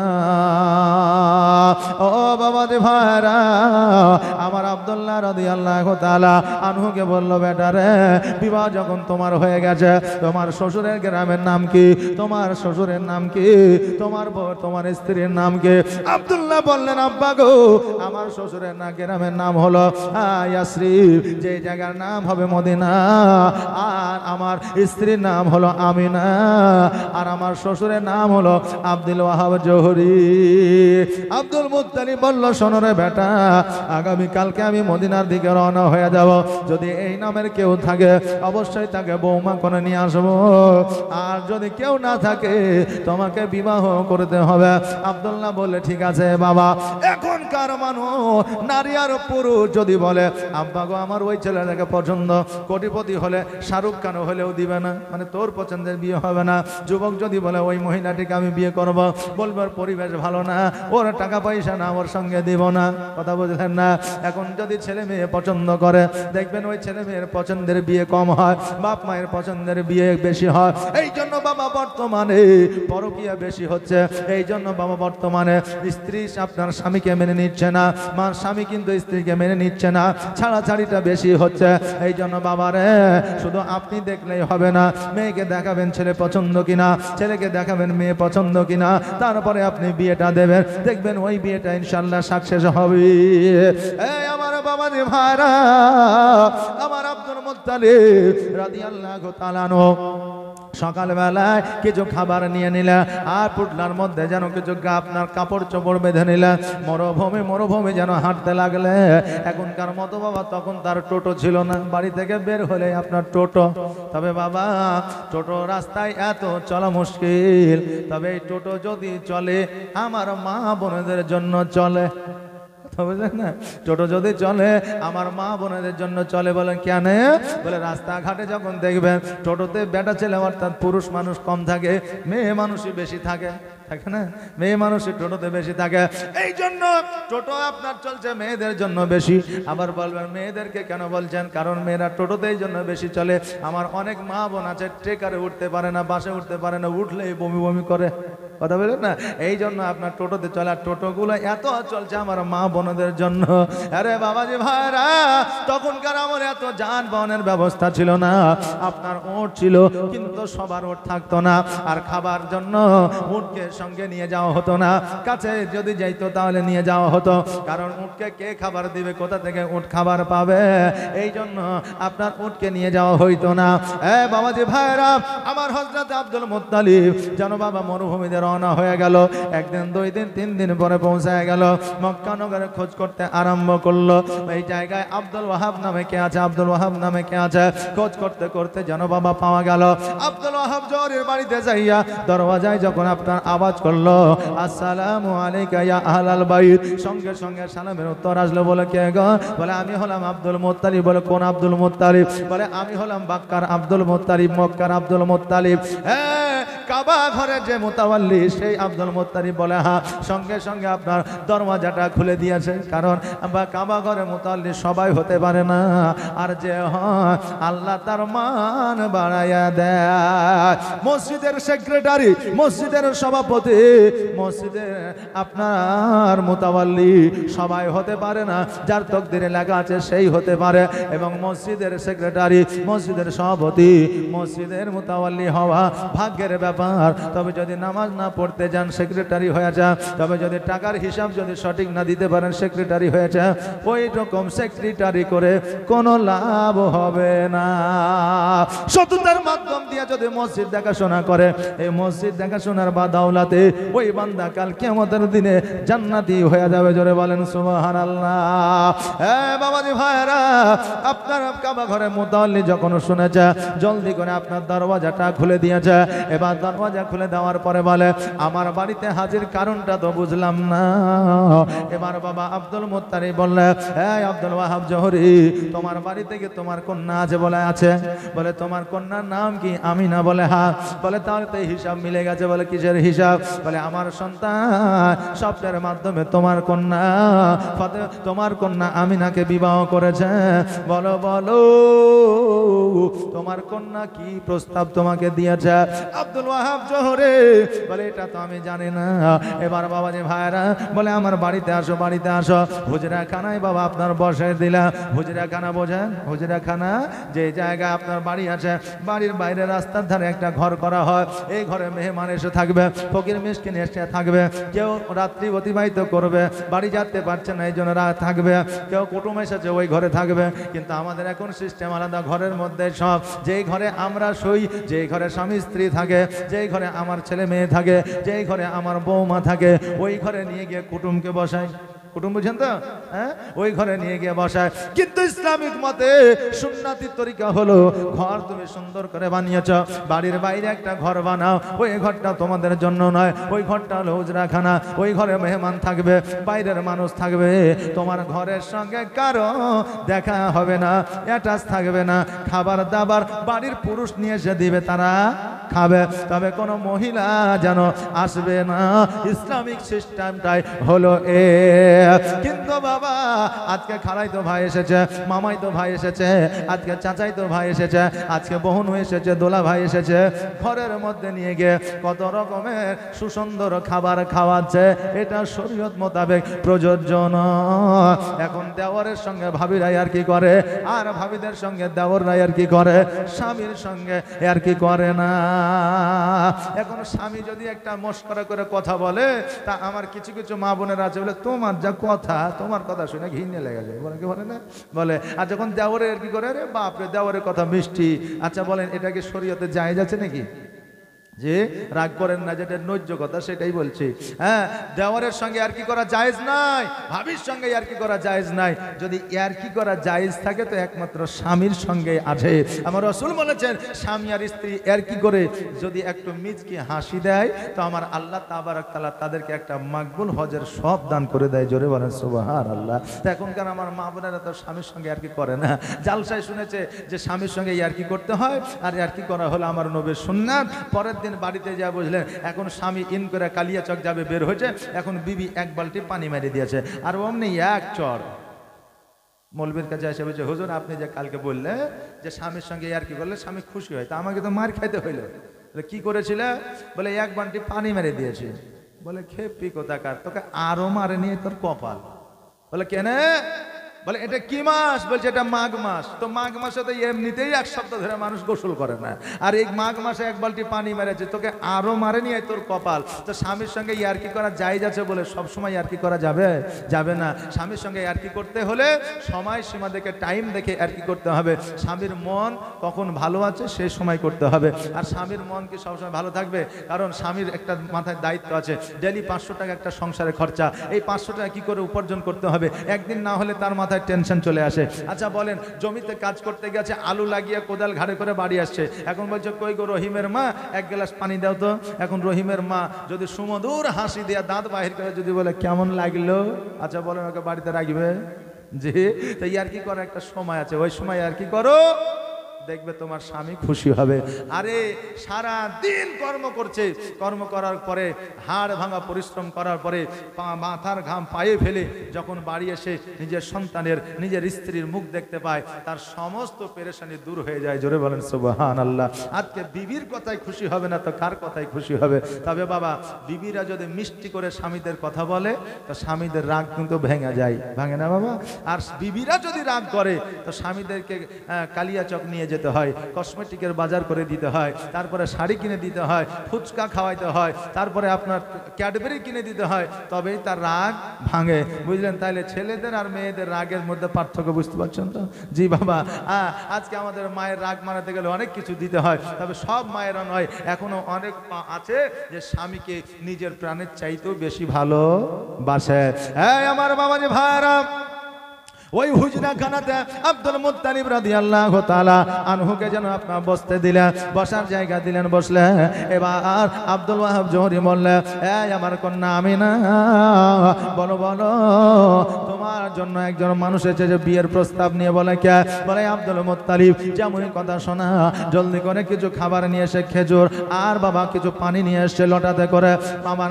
আমার আব্দুল ওয়াহাব জোহরি বলছে, বেটি রে, আজও পর্যন্ত তুমি তো কারো সেবার জন্য আজও পর্যন্ত খেজুর আর পানি নিয়ে আসো না, আজকে পানি নিয়ে এসেছো, কারণটা কি?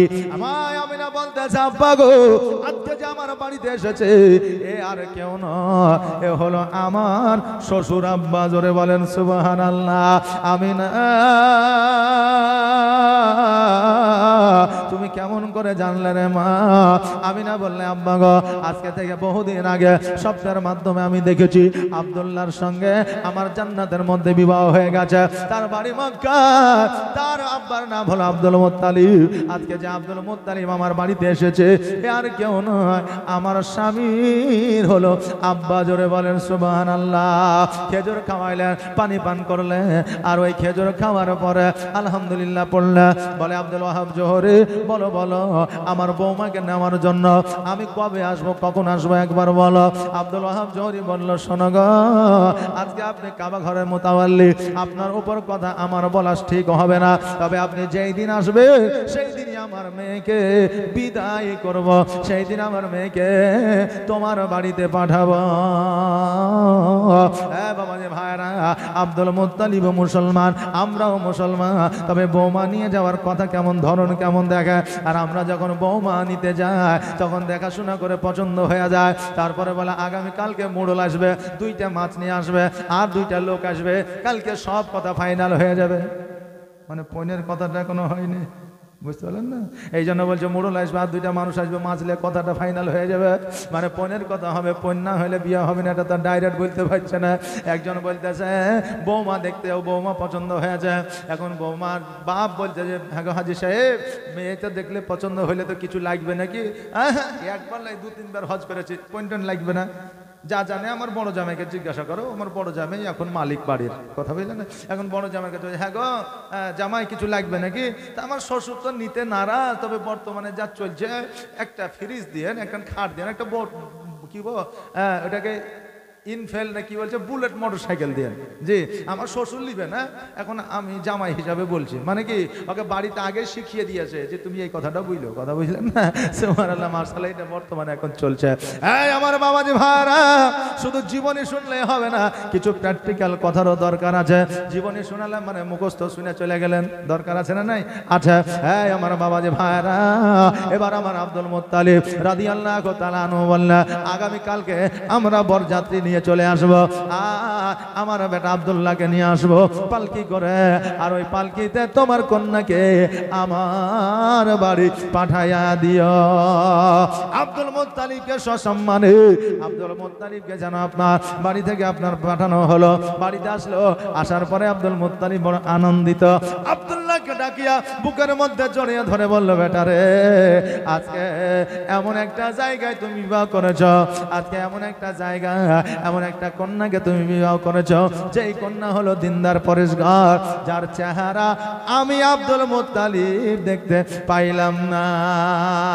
আরে আজকে বৌমা দেখতে গিয়া এখন ছেলের বাপ যদি বৌমা দেখতে না পায় বলে বিয়ে হবে না, বলে কেন? বউয়ের মুখই তো দেখতে পাইলাম না, ছেলে দেখলে তো যথেষ্ট নাকি বলেন? যেহেতু বিয়েটা ছেলে করবে, কিন্তু ছেলের বাপ বলে আমি দেখলাম না, বউ টেढ़া না টুড়ি না, দেখতে ভালো না, ভালো না, বুঝতে পারলেন না? দেখবে হ্যাঁ বাবা, শরীয়ত মোতাবেক যে কন্যাকে বিবাহ করবে সেই একমাত্র সেই পুরুষই দেখবে। ওই পুরুষের চাচার কোনো হক নাই, ভাতিজার কোনো হক নাই, ভাইয়ের কোনো হক নাই, যে বিবাহ করবে সে একমাত্র দেখবে। এটাই হলো শরীয়তের হুকুম। হ্যাঁ বাবা যে ভাইরা, আমার আব্দুল মুত্তালিব বলল, বেটারে আগামী কালকে বার হয়ে যেতে হবে, আর আগামীকালকে বাইর হয়ে সোনার মদিনায় যেতে হবে আমার মা আমিনাকে আনার জন্য। আব্দুল মুত্তালিব বন্ধু বান্ধবদের বলে দিলেন, আরো সবাইকে বলে দিলেন। এবার সকালবেলায় পালকি ঘাড়ে নিয়ে যেন আপনার মদিনার দিকে রওনা হয়ে গেলেন। আর মদিনার দিকে রওনা হয়ে যাওয়ার পরে আমার আব্দুল ওয়াহাব জোহরির কাছে যেন পৌঁছে গেছে। বাড়িতে যাওয়ার পরে সবাই যেমন বরযাত্রী হিসাবে আপনার বসে আছে। এখনকার বরযাত্রী আর তখনকার বরযাত্রী ছিল আলাদা।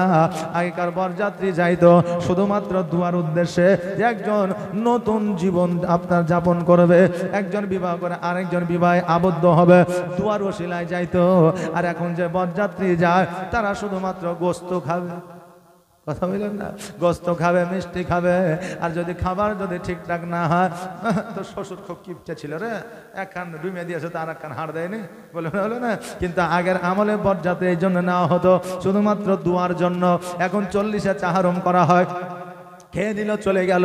40-এ চাহারমের সময় আপনার 10 থেকে 12টা লোক পাওয়া যায়। বাবাজি ভাইরা, 40-এ চাহারমে মানুষকে দাওয়াত করে খাওয়ানোর একটাই উদ্দেশ্য, যে উদ্দেশ্যটা হলো তোমার দ্বারা দোয়া পাবে, তোমার হাত দুখানা ওই বান্দার জন্য উঠবে।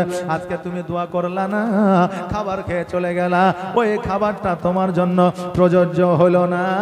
কারণ ওই খাবারটা ততক্ষণ পর্যন্ত প্রযোজ্য হবে যতক্ষণ পর্যন্ত তুমি দোয়া করবে। কারণ তার উদ্দেশ্য ডাকার দোয়ার জন্য। জোরে বলেন সুবহানাল্লাহ। বেরাদার, এবার সবাই গিয়ে বসে আছে। আল্লাহর ফারিস্তারা মিস করে মাথাটা নিচু করে দাঁড়িয়ে আছে। আল্লাহর ফারিস্তা জিবরিল বলছে, আল্লাহ গো, আজকে আব্দুল্লাহর বিবাহতে বরযাত্রী এসেছে, আজকে আমার নবীজির আব্বা জান এসেছে। ওগো আল্লাহ, আমাকে যদি একবার অর্ডার দিতেন, আমি মানব রূপে আব্দুল্লাহর বিয়েতে বরযাত্রী যাইতাম। জোরে বলেন সুবহানাল্লাহ। আমার আল্লাহ বলে, জিবরিল, তোমার মনে যখন সাত জায়গায় যে শখ হয়েছে, আর দেরি করিও না, দেরি করিও না, যাও যাও, আমার নবীর আব্বা আব্দুল্লাহ আর বরযাত্রী হয়ে তুমি চলে যাও। এবার বড় খুশি হইয়া হযরত জিবরিল আলাইহিস সালাম মানব রূপে জমিনের মধ্যে গেল, আর বাবা আব্দুল্লাহর বরযাত্রীতে হাজির হয়ে গেল। এবার হযরত মিকাইল আলাইহিস সালাম বলে, আল্লাহ গো, জিবরিল গেল, আমিও যেতে চাই। আল্লাহ বলে, তুমিও চলে যাও। ইসরাফিল বলে, আল্লাহ গো, আমিও যেতে চাই। আল্লাহ বলল, তুমিও চলে যাও। এবার সকল ফেরেশতারা বলে, আল্লাহ এক একজনকে এক একটা দায়িত্ব দিয়েছে। আমাকে দিয়েছেন চিঠি বহন করা, হযরত ইসরাইলকে দিয়েছেন জান কবজ করা, হযরত ইসরাফিল মিকাইলকে হাওয়ার দায়িত্ব দিয়েছেন, জমিনে আসমানের দায়িত্ব দিয়েছেন। ওগো আল্লাহ, এই দায়িত্বগুলোকে পালন করবে। আমার আল্লাহ বলে, শোনো রে, আজকে তো আমি আগে তোমাদের পরে তৈরি করেছি, তোমাদের যখন তৈরি না করেছিলাম তখন আমি আল্লাহ মেনটেন করেছি। এই সীমিত সময় আমি আল্লাহ নিজেই মেনটেন করবো। জোরে বলেন সুবহানাল্লাহ। ওই ফারিস্তারা শুধু নয়, সমগ্র ফারিস্তা আপনার মানব রূপে হযরত আব্দুল্লাহ রাদিয়াল্লাহু তাআলা আনহুর বাড়িতে, আপনার আব্দুল ওয়াহাব জোহরির বাড়িতে আব্দুল্লাহর বরযাত্রী হয়ে এসেছে। এবার বাবাজি ভাইরা, বিয়ে দুনিয়া বিভাবে হয়ে গেল, খাওয়া দাওয়া হয়ে গেল। আল্লাহর ফারিস্তারা কিন্তু খায় না বাবা, যারা জগতের বরযাত্রী ছিল তারা খেয়েছিল। এবার বেরাদার, সকল ফারিস্তাকে দেখতে পাওয়া যাইতেছে না। কারণ হইল, কতগুলো ফারিস্তা যদি দেখতে পাওয়া যাইতো, বিয়ের বরযাত্রী যারা ছিল তারা হতভম্ব পাগল হয়ে যাইতো না। এখানে যদি একসঙ্গে 20টা যদি ফারিস্তা দেখি তো আমরা পাগল হব কি হব না? জি, হয়ে যাব। তাদের যে চেহারা, তাদের যে উচ্চতা, তাদের যে পাখা, এই আমার বাবাজি ভাইরা। এবার বেরাদা, আমার মা আমিনা রাদিয়াল্লাহু তাআলা আনহাকে আপনার পালকিতে উঠাইবে। পালকিতে ওঠানোর সময় আব্বা যখন যাচ্ছে, আব্দুল ওয়াহাব জোহরিকে বলছে, আব্বা গো, আমি ছোট্ট থেকে বড় হয়েছি, জীবনে কোনোদিন আবদার করি না, কোনো জিনিস শখ করে তোমার কাছে চাই না। ও আব্বা, কোন জিনিসের জন্য জুলুম করে না, আজকে একটা আবদার তোমার কাছে। আব্বা বলে, কি আবদার বলো? আব্বা গো, আমার ওই আবদারটাকে তুমি পূরণ করবা। আব্দুল ওয়াহাব জোহরি বলে, বেটি রে, আজকে তুমি আমার কাছে কিছুই চাও না, আজকে যদি আমার প্রাণটাও চাও, আমি আব্দুল ওয়াহাব জোহরি হাসি খুশি মনে দিয়ে দিব। জোরে বলেন সুবহানাল্লাহ। মা আমিনা রাদিয়াল্লাহু তাআলা আনহা বলে, আব্বা গো, আমার প্রাণ চাই না, জান চাই না। আব্বা, আমি যখন পালকিতে উঠবো আমার পালকির পায়াগুলো যারা ধরবে তারা যেন জীবনে কোনো গুনাহ না করে, তারা যেন তারা যেন পুরোপুরি ভাই ইমানদার হয়, তাদের দ্বারা যেন একটাও গুনাহ না থাকে, তারাই আমার পালকিটা বহাবে। জোরে বলেন সুবহানাল্লাহ। সকলকে যখন এই প্রস্তাব দেওয়া হলো সবাই যেন হতভম্ব হয়ে গেল। কেউ কি গ্যারান্টি নিতে পারবে যে আমার দ্বারা একটা গুনাহ হয়নি? পারবে? পারবে না। আলেম ওলামা, মাস্টার, ডাক্তার, উকিল, হাকিম এইরকম গ্যারান্টি দিতে পারবে না যে আমার দ্বারা গুনাহ হয়নি। তারা যেন কেউ পালকি ধরে না। হযরত জিবরাইল আলাইহিস সালাম বলে, আল্লাহ গো, আমাকে যদি অর্ডার দেন এই পালকি খানা লইয়া আমরা 4 জন ফেরেশতা মক্কায় পৌঁছে দিব। জোরে বলেন সুবহানাল্লাহ। আমার আল্লাহ বললেন, আমার মহিমা বোঝা বড় দা, যাও যাও যাও, আজকে তোমাদের অর্ডার দিয়ে দিলাম, আদেশ দিয়ে দিলাম, ওই আব্দুল্লাহ আর আমিনার পালকিটাকে তোমরা 4 জন ফেরেশতা কাঁধে করে নিয়ে মক্কাতুল মুনাওয়ারায় পৌঁছে দাও। জোরে বলেন সুবহানাল্লাহ। আল্লাহর ফেরেশতারা মানব রূপে ওই যেন আপনার পালকিখানা কাঁধে নিয়ে নিলে আর পালকিখানা কাঁধে নিয়ে মক্কার দিকে যেন আপনার রওনা হয়ে গেলে। বাবা রে, আমার মা আমিনা আর আব্দুল্লাহ যদি মুসলমান না হলে আল্লাহর ফেরেশতারা কেন তাদের পালকি বইলে? আমিনা রাদিয়াল্লাহু তাআলা আনহা একবার মদিনার দিকে তাকায়, একবার সামনের দিকে তাকায়, কারণ একজন মহিলা যখন দেশ ছেড়ে চলে যায়, যখন গ্রাম ছেড়ে বিবাহ করে চলে যায়, ওই মহিলার অন্তরটা ফেটে যায়। কারণ একটা স্থান থেকে অপর স্থানে যায়, ওই জায়গাটা ভালো হবে কি হবে না, মানিয়ে নিতে পারবে কি পারবে না, এই চিন্তা এই ভয় একজন মহিলার বুকে রয়ে যায়। আমিনা রাদিয়াল্লাহু তাআলা আনহার ওই ভয় ছিল না, কিন্তু দেশের প্রতি গ্রামের প্রতি একটা মায়া ছিল। ওই মায়ায় পড়িয়া জানো দুই চোখের পানি ছেড়ে দেয়। আমার সোনার মদিনা, আমার জানের মদিনা, আমার দয়ার মদিনা, আমার কলিজার মদিনা, যেই মদিনায় শুয়ে আছেন হাবিবে রব্বানা, আমার জানের মদিনা, আমার প্রাণের মদিনা, আমার দয়ার মদিনা, আমার কলিজার মদিনা।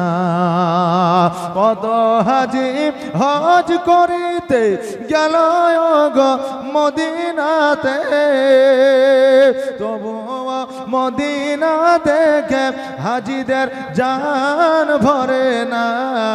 আমার সোনার মদিনা, আমার প্রাণের মদিনা, আমার দয়ার মদিনা, আমার কলিজার মদিনা, যেই মদিনায় শুয়ে আছেন হাবিবে রব্বানা, আমার জানের মদিনা, আমার প্রাণের মদিনা, আমার দয়ার মদিনা, আমার কলিজার মদিনা। আল্লাহুম্মা সাল্লাল্লাহু মাওলানা মুহাম্মাদ ওয়ালা মাওলানা মুহাম্মাদ। বাবা যে ভাইরা, আমার মা আমিনাকে লইয়া আপনার বাবা পালকির ওপরে উঠাইয়া যেন চলে আসে। এখনকার জামানায়, আজকে থেকে আপনার 200 বছর আগের জামানায় রাজারা যখন পালকিতে করে বউ নিয়ে আসত, পালকিতে করে যখন আপনার কোনো রাজাকে নিয়ে আসত, তাদের মুখে ছন্দ ছিল, তাদের মুখে গান ছিল, তাদের কাছে বাজনা ছিল। কিন্তু আল্লাহর ফেরেশতারা যখন আমার নবীজির আম্মা জানে যখন পালকিখানা নিয়ে আসছিল, তাদের মুখে একটাই কথা ছিল, সেটা ছিল আমার নবীর শানে দরুদ। জোরে বলেন সুবহানাল্লাহ। মক্কায় নামে দিলে মক্কার পথটা যেন পরিষ্কার পরিচ্ছন্ন দেখায়। মা আমিনা রাদিয়াল্লাহু তাআলা আনহা আব্দুল্লাহর সঙ্গে যেন জীবন যাপন শুরু করে দিলেন। বেশি নয় 7 দিন থেকে 8 দিন পরে এবার সকল ভাইরা যাবে বাণিজ্যে। আব্দুল্লাহ রাদিয়াল্লাহু তাআলা আনহু আব্বার কাছে গেল, আব্দুল মুত্তালিবের কাছে গেল। যাওয়ার পরে বলে, আব্বা গো, আজকে জীবনে কোনোদিন বাণিজ্যে আমি যাই না। সকল ভাইয়ের বিবাহ হয়েছে, সবাই বিদেশে যায় বাণিজ্য করার জন্য। আমি আব্দুল্লাহ, আমিও বাণিজ্যে যেতে চাই। আব্দুল মুত্তালিব বলে, বেটা রে, আজকে কয়েকদিন হলো তোমার বিবাহ, আজকে তুমি বাণিজ্যে যাবে, তোমার কারণটা কি? বলে, আব্বা গো, সকল ভাই যায় বাণিজ্যে, আমাকে কেউ কোনোদিন নিয়ে যায় না। অতএব আমি আমার ভাইদের সঙ্গে যেতে চাই। আমিও যেহেতু বিবাহ করেছি, আমাকেও বাণিজ্য শিখতে হবে, বাণিজ্য আমাকে করতে হবে। ভাইরা বলল, আব্বা গো, যখন আব্দুল্লাহ যেতে চায় আব্দুল্লাহকে পাঠিয়ে দেয়, কারণ আব্দুল্লাহ যদি আমাদের সঙ্গে থাকে আমাদের বেচা কেনা ভালো হয়। জয়বারে আব্দুল্লাহকে নিয়ে গেছে, সঙ্গে করে আব্দুল্লাহ থাকলে বেচা কেনা ভালো হইতো। এই জন্য বলে আব্দুল্লাহর কপালটা ভালো, আব্দুল্লাহ থাকলে বেচা কেনা ভালো হয়। এবার বলল আব্দুল মুত্তালিব, এই আমার সন্তানেরা, তোমরা যখন বলছো তখন আব্দুল্লাহকে নিয়ে যাও, কিন্তু দেখবা আব্দুল্লাহ রাস্তা চেনে না, ঘাট চেনে না, আব্দুল্লাহ বন জঙ্গল চেনে না। অতএব আব্দুল্লাহকে সর্বদা কাছে কাছে রাখবে। এই আব্দুল্লাহ যেন কোনো রকমে হারিয়ে না যায়। বলল, ঠিক আছে আব্বা। এবার বাবা যে ভাইরা সকালবেলা আব্দুল্লাহ আরো 10 জন ভাইকে নিয়ে যেন আপনার বাণিজ্যের দিকে রওনা হবে। সবাই যেন জামা কাপড় নিয়ে উটের পৃষ্ঠে চেপে গেছে। এবার বাবা যে ভাইরা সবাই যেন ঘরের মধ্যে আছে, নতুন বিবাহ 7 থেকে 8 দিনের স্ত্রী মা আমিনা দরওয়াজার সম্মুখে তাকায় 2 চোখের পানি ছেড়ে দিয়া স্বামীর দিকে তাকায়। আব্দুল্লাহ যেন একবার আমিনার দিকে তাকায়। তারা তখন জানতে পারে না, বুঝতে পারে না যে এটাই হলো আমাদের শেষ দেখা। কখনো কোথায় কার মওত হবে কেউ বলতে পারবে না। হঠাৎ করে এখন আমাদের শরীর সুস্থ আছে, ঠিক আছে, এখনই মারা যেতে পারে, কোনো গ্যারান্টি না। বাবা যে ভাইরা, আব্দুল্লাহ রাদিয়াল্লাহু তাআলা আমিনার দিকে তাকায়া মোহাম্মতের একটা হাসি দিয়া যেন বাণিজ্যের দিকে রওনা হয়ে গেলে। এবার বাণিজ্যে যখন পৌঁছে গেছে সিরিয়ার বুকে, বাণিজ্য করেছেন খুব অল্প দিনের মধ্যে দ্বিগুণ লাভ করেছে। এবার লাভ করার পরে আবার যেন বাড়ির দিকে ফিরে আসতেছে। ফিরে আসার পথে যে জায়গা মাকামে আবহাওয়া, ওই জায়গায় যেন আরাম করতে চায়। আরাম করতে করতে হঠাৎ করে যেন কোথা থেকে উড়ে জ্বর চলে এসেছে। আব্দুল্লাহ বলতেছে, ভাই রে, আমি আর উটের পৃষ্ঠে চাপতে পারি না, আমি হয়তো আর যেতে পারবো না। যাও যাও, তোমরা বাড়ির দিকে যাও, সকালবেলা আমাকে নিতে আসিও, আমি সকালবেলা বাড়ি যাব। নুরানিময় চেহারা আব্দুল্লাহকে ছেড়ে যেতে চাই না। বলে, ভাই রে, আমরাও তোমার সঙ্গে যাব। আব্দুল্লাহ বলল, না না না, তোমাদের সন্তানাদের, তোমাদের বিবিরা পথ চেয়ে বসে আছে, যাও যাও, তোমরা বাড়িতে চলে যাও। আল্লাহ যদি সুস্থ করে আগামীকালকে আমি যাব, তোমরা নিতে আসিও। ভাইরা যেতে চায় না, আব্দুল্লাহ যেন জোর করে পাঠায় দিল। এবার সকল ভাই ওই মাকামে আবহাওয়ায় রেখে দিয়া যেন বাবা বাড়ির দিকে ফিরে আসলো। সবাই দাঁড়ায় আছে গলির সম্মুখে, সকলের বিবি নিয়ে যেন ঘরের মধ্যে গেল। এইদিকে আমিনা লক্ষ্য করে দেখলো যে আমার স্বামীও নাই, আমার স্বামীর উটকেও দেখা যায় না। ছুটতে ছুটতে আব্দুল মুত্তালিবের কাছে গেল। যাওয়ার পরে বলে, আব্বা গো, সকলকে দেখা যায়, আপনার ছোট সন্তান আমার স্বামীকে দেখা যায় না। আব্দুল মুত্তালিব সকল সন্তানকে ডাকলো। ডাকার পরে বড় সন্তানকে বলল, হারিস রে, আজকে তোমার ছোট ভাই কোথায়? হারিস বলল, আব্বা গো, আমার ছোট ভাই অসুস্থ, জ্বরে গান হইয়া মাকামে আব্বা আরাম করতেছে। আমরা আসতে চাইছিলাম না, আমাদের জোর করে পাঠিয়েছে, আগামীকালকে সকালবেলায় গিয়ে নিয়ে আসবো।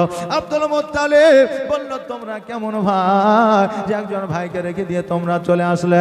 আগামীকালকে জলদি করে চলে যাবে, এখন আর বলতে পারছি না, কারণ বন জঙ্গলে হয়তো আক্রমণ করবে বাঘে ভাল্লুকে, এই জন্য রাত্রে আর যেতে বলবো বলবো না, যাও যাও, সকালবেলায় দেরি করবে না, অতি সকালে তোমরা আব্দুল্লাহকে নেওয়ার জন্য চলে যাবে।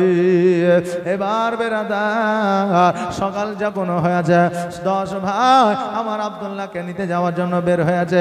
এবার যখন পৌঁছেছে, যেই জায়গায় উঠছিল, যেই জায়গায় আব্দুল্লাহ ছিল, ওই জায়গায় উঠো নাই, আব্দুল্লাহকে দেখা যায় না। এবার আশেপাশের মানুষকে ডেকে জিজ্ঞাসা করা হলো, ওগো ভাইরা, এই জায়গায় নুরানিময় চেহারাওয়ালা একটা যুবককে রেখে গিয়েছিলাম, ওই যুবকটা কোথায় আছে খুঁজে তো পাওয়া যায় না। ওই এলাকার মানুষেরা বলল, শোনো রে ভাই, এই মানুষটার খোঁজ খবর না পাইয়া আজকে এই মানুষটা গাছের গোড়াতে ছিল, আর দেরি নয় না, সকালবেলা এই মানুষটা ইহ জগৎ ছেড়ে পর জগৎ গমন করেছে। একবার আওয়াজ দিয়ে পড়েন, ইন্না লিল্লাহি ওয়া ইন্না ইলাইহি রাজিউন। ভাইরা চিন্তা করে, আল্লাহ এবার আমরা আব্বাকে কি জবাব দিব, আমিনাকে কি জবাব দিব?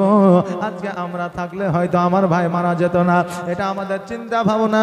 কিন্তু যে জায়গায় মওত হবে, সেই জায়গাতে তার মওত হবে, 1 সেকেন্ড আগেও যাবে না, পরেও যাবে না।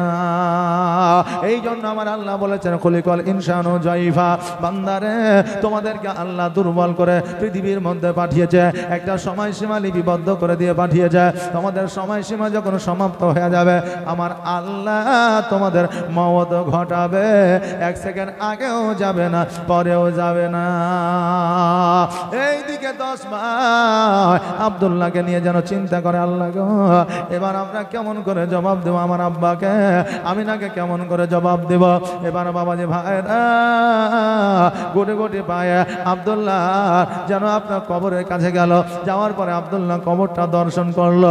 এবার বেরাদার ওই 10 ভাই যখন চোখে পানি আর মুখটা ভারী করে যখন উটের পৃষ্ঠে চেপে মক্কা এসে আব্দুল মুত্তালিবের কাছে পৌঁছেছে, আব্দুল মুত্তালিব অঝর নয়নে কান্না শুরু করেছে, কারণ আব্দুল মুত্তালিব বুঝে গিয়েছে আমার আদরের সন্তান আর জগতের মধ্যে নাই।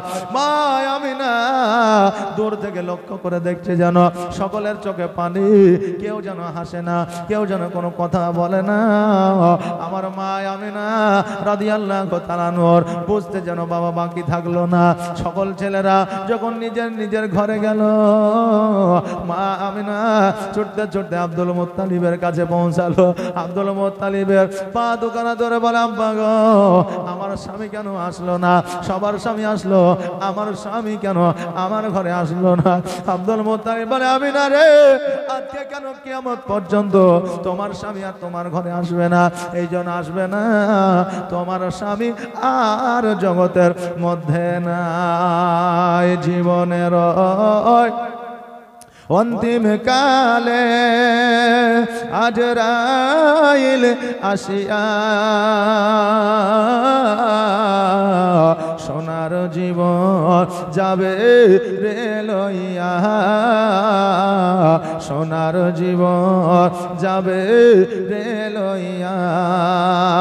এত যত্নে যারে তুমি ঘরেতে রাখিলে,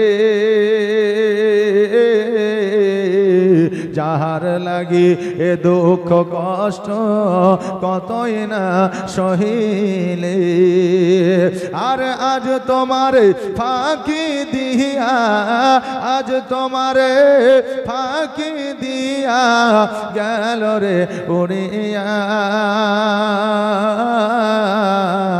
সোনার জীবন যাবে রে লইয়া,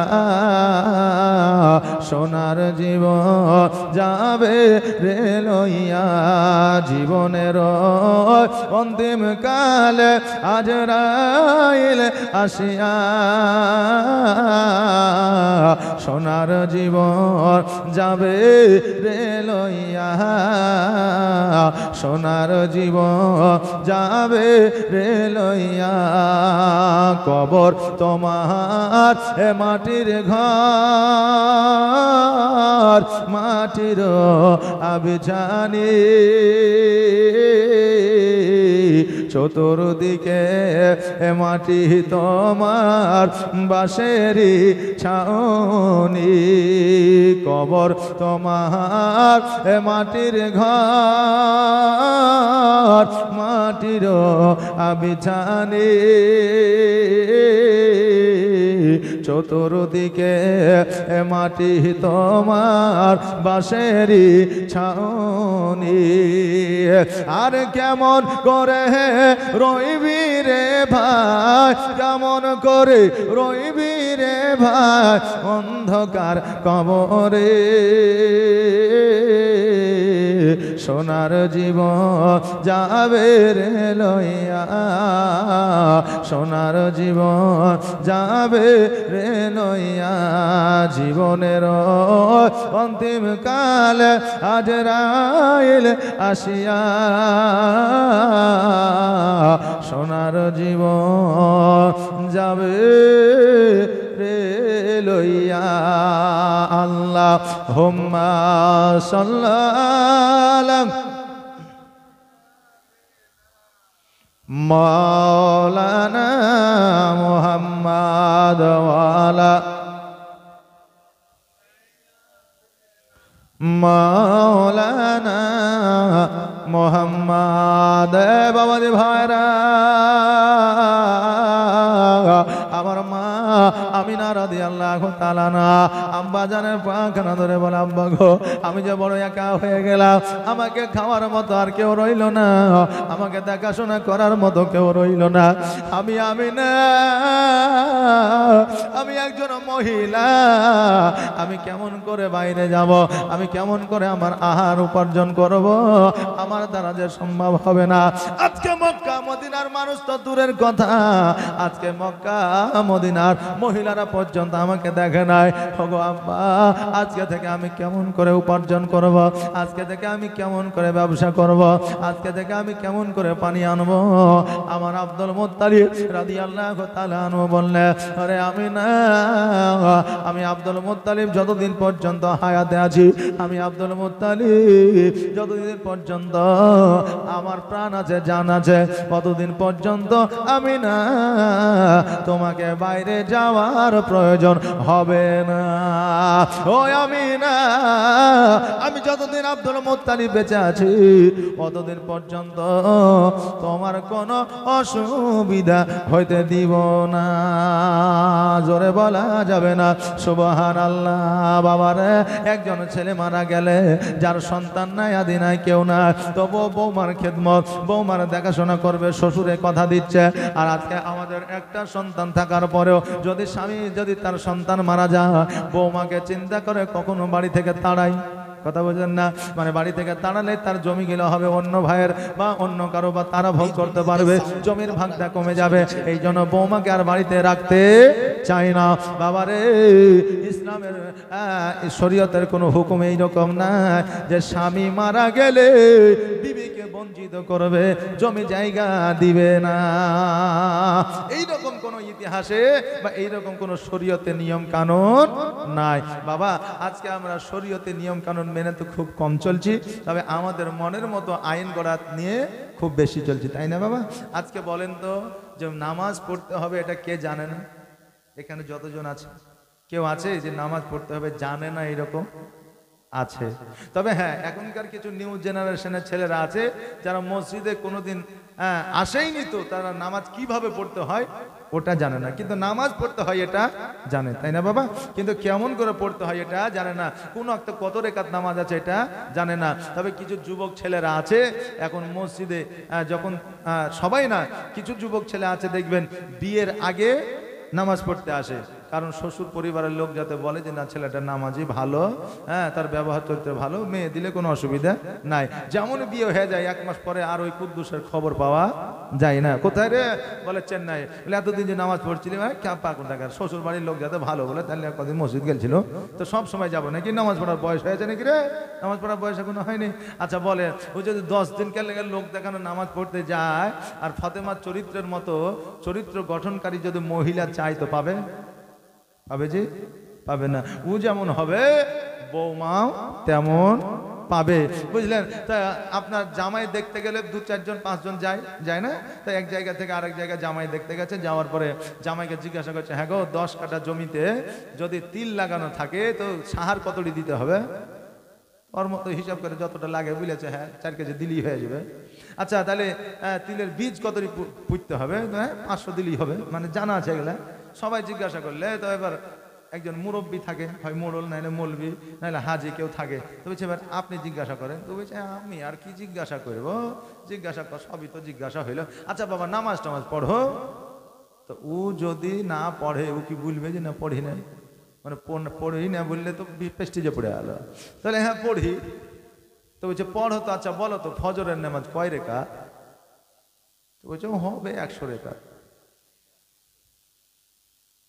হ্যাঁ খেপা কোথাকার, 100 রেখাত নামাজ হয়?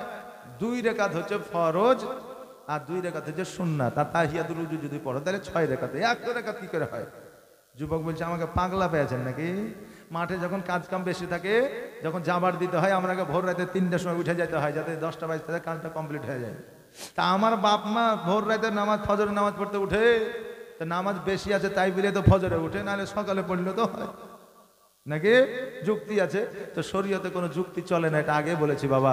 তো তাহলে ও বলেছে যে না এই মাত্র 6 রেখাত নামাজ 100-150 নামাজ লয়। তো বাপজিরা এই দেখেন পাশে মাদ্রাসা মক্তব আছে, মসজিদ আছে, কমসে কম পাঠাবেন আপনি কি করতে? কোরআনটা শিক্ষা দিতে। কোরআনটা শিক্ষা যদি থাকে তার পেটে, তার মাথায় যদি কোরআন থাকে, দেখবেন কবরে গিয়ে 3টা প্রশ্নের উত্তর দিতে পারবে। একই প্রশ্ন আপনাকে যে প্রশ্ন করবে কবরে, আমাকেও সেই প্রশ্ন কবরে, উনাকেও সেই প্রশ্ন কবরে, একজন মহিলাকেও সেই প্রশ্ন কবরে, বাচ্চাকেও ওই একই প্রশ্ন কবরে, বৃদ্ধকেও এই একই প্রশ্ন কবরে। কিন্তু একই প্রশ্ন করবে, এই একই প্রশ্নের উত্তর কিন্তু সবাই দিতে পারবে না। আচ্ছা বলেন, এখন যদি আপনি ধরেন মাধ্যমিক পরীক্ষা দিতে যাচ্ছেন, তো মাধ্যমিক পরীক্ষার যে প্রশ্নপত্র লিক হয়ে গেছে, তো ওই প্রশ্নপত্র আপনি পেয়ে গেছেন, আপনি কি করবেন? ওই প্রশ্নটা নিয়ে কি করবেন? মাথায় রাখবেন যে এই প্রশ্নের উত্তরটা কি হবে, এই প্রশ্নটা কি হবে, টোটাল মুখস্থ করে নেবেন যাতে বসামাত্রে লিখে ফেলে দিই, তাই না? তো এই প্রশ্ন তো আজকে নয়, আমার নবী যখন এসেছেন তখন থেকে প্রশ্ন আপনার লিক হয়ে আছে যে মানুষকে 3টা প্রশ্ন করা হবে, তোমার রবকে, তোমার দিন কি, তোমার নবীকে, তাই না? 3টা প্রশ্ন করা হবে। তাই এই 3টা প্রশ্নের কপি করেন না, এই 3টা প্রশ্নের মুখস্থ করেন। আপনি মনে করছেন বলে দেব, কিন্তু কবরে যার বের হবে না যদি ভালো কাম না করেন। বাপজি ভাইরা আমার মায়েরা, তাই ভালো কাজ করে আল্লাহ তাবারক তাআলা যেন আমাদের বিদায় নেওয়ার তৌফিক দান করেন, সকলে বলেন আমিন সুম্মা আমিন। যাই হোক বাবাজি ভাইরা, 5 রাত্রি জীবনী আছে। আজকে আমিও একটু টেনশনের মধ্যে আছি, সবাইকে বলা যাবে না, তবে যারা আপনার কমিটি আছে তাদেরকে বলেছি। আর আজকে স্টেজে উঠতে লেটও হয়েছে, কারণ খাওয়া দাওয়ার ব্যাপার ছিল। প্রথম রাত্রি তো দেখবেন কোনো একটা জিনিস যখন তৈরি করবেন, মানে প্রথম তৈরি করতে গেলে একটু লেট হয় না? প্রথম কোনো জিনিস তৈরি করতে যাবেন তো লেট হয়। দোকান যখন প্রথম খুলেছেন তখন কি দোকান প্রথমে খোলা মাত্রই ঝাড়ঝাটা দিয়ে খুলে দিয়েছেন? তা না, দোকানে আপনি গ্যালারি করেছেন, তারপরে আপনি প্রেক পুঁতেছেন, তারপরে আপনি সাজিয়েছেন, তারপরে দোকান খুলতে পেরেছেন। আর যখন দোকানে সব কিছু সাজানো হয়ে গেছে, শাটার খুলেছেন, একটু ঝাড়ঝাটা দিয়েছেন, ফ্যানটা চালু করে বসে গেছেন, তাই না? তা আজকে আমরা যেহেতু জীবনে মানে উদ্বোধন করলাম আজকে, সেক্ষেত্রে একটু দেরি হলো। আর আমিও আজকে এখান থেকে ছাড়ছি, কারণ একটু অসুবিধা আছে। আগামী কালকে থেকে টাইম ইনশাল্লাহ বাড়িয়ে দাও।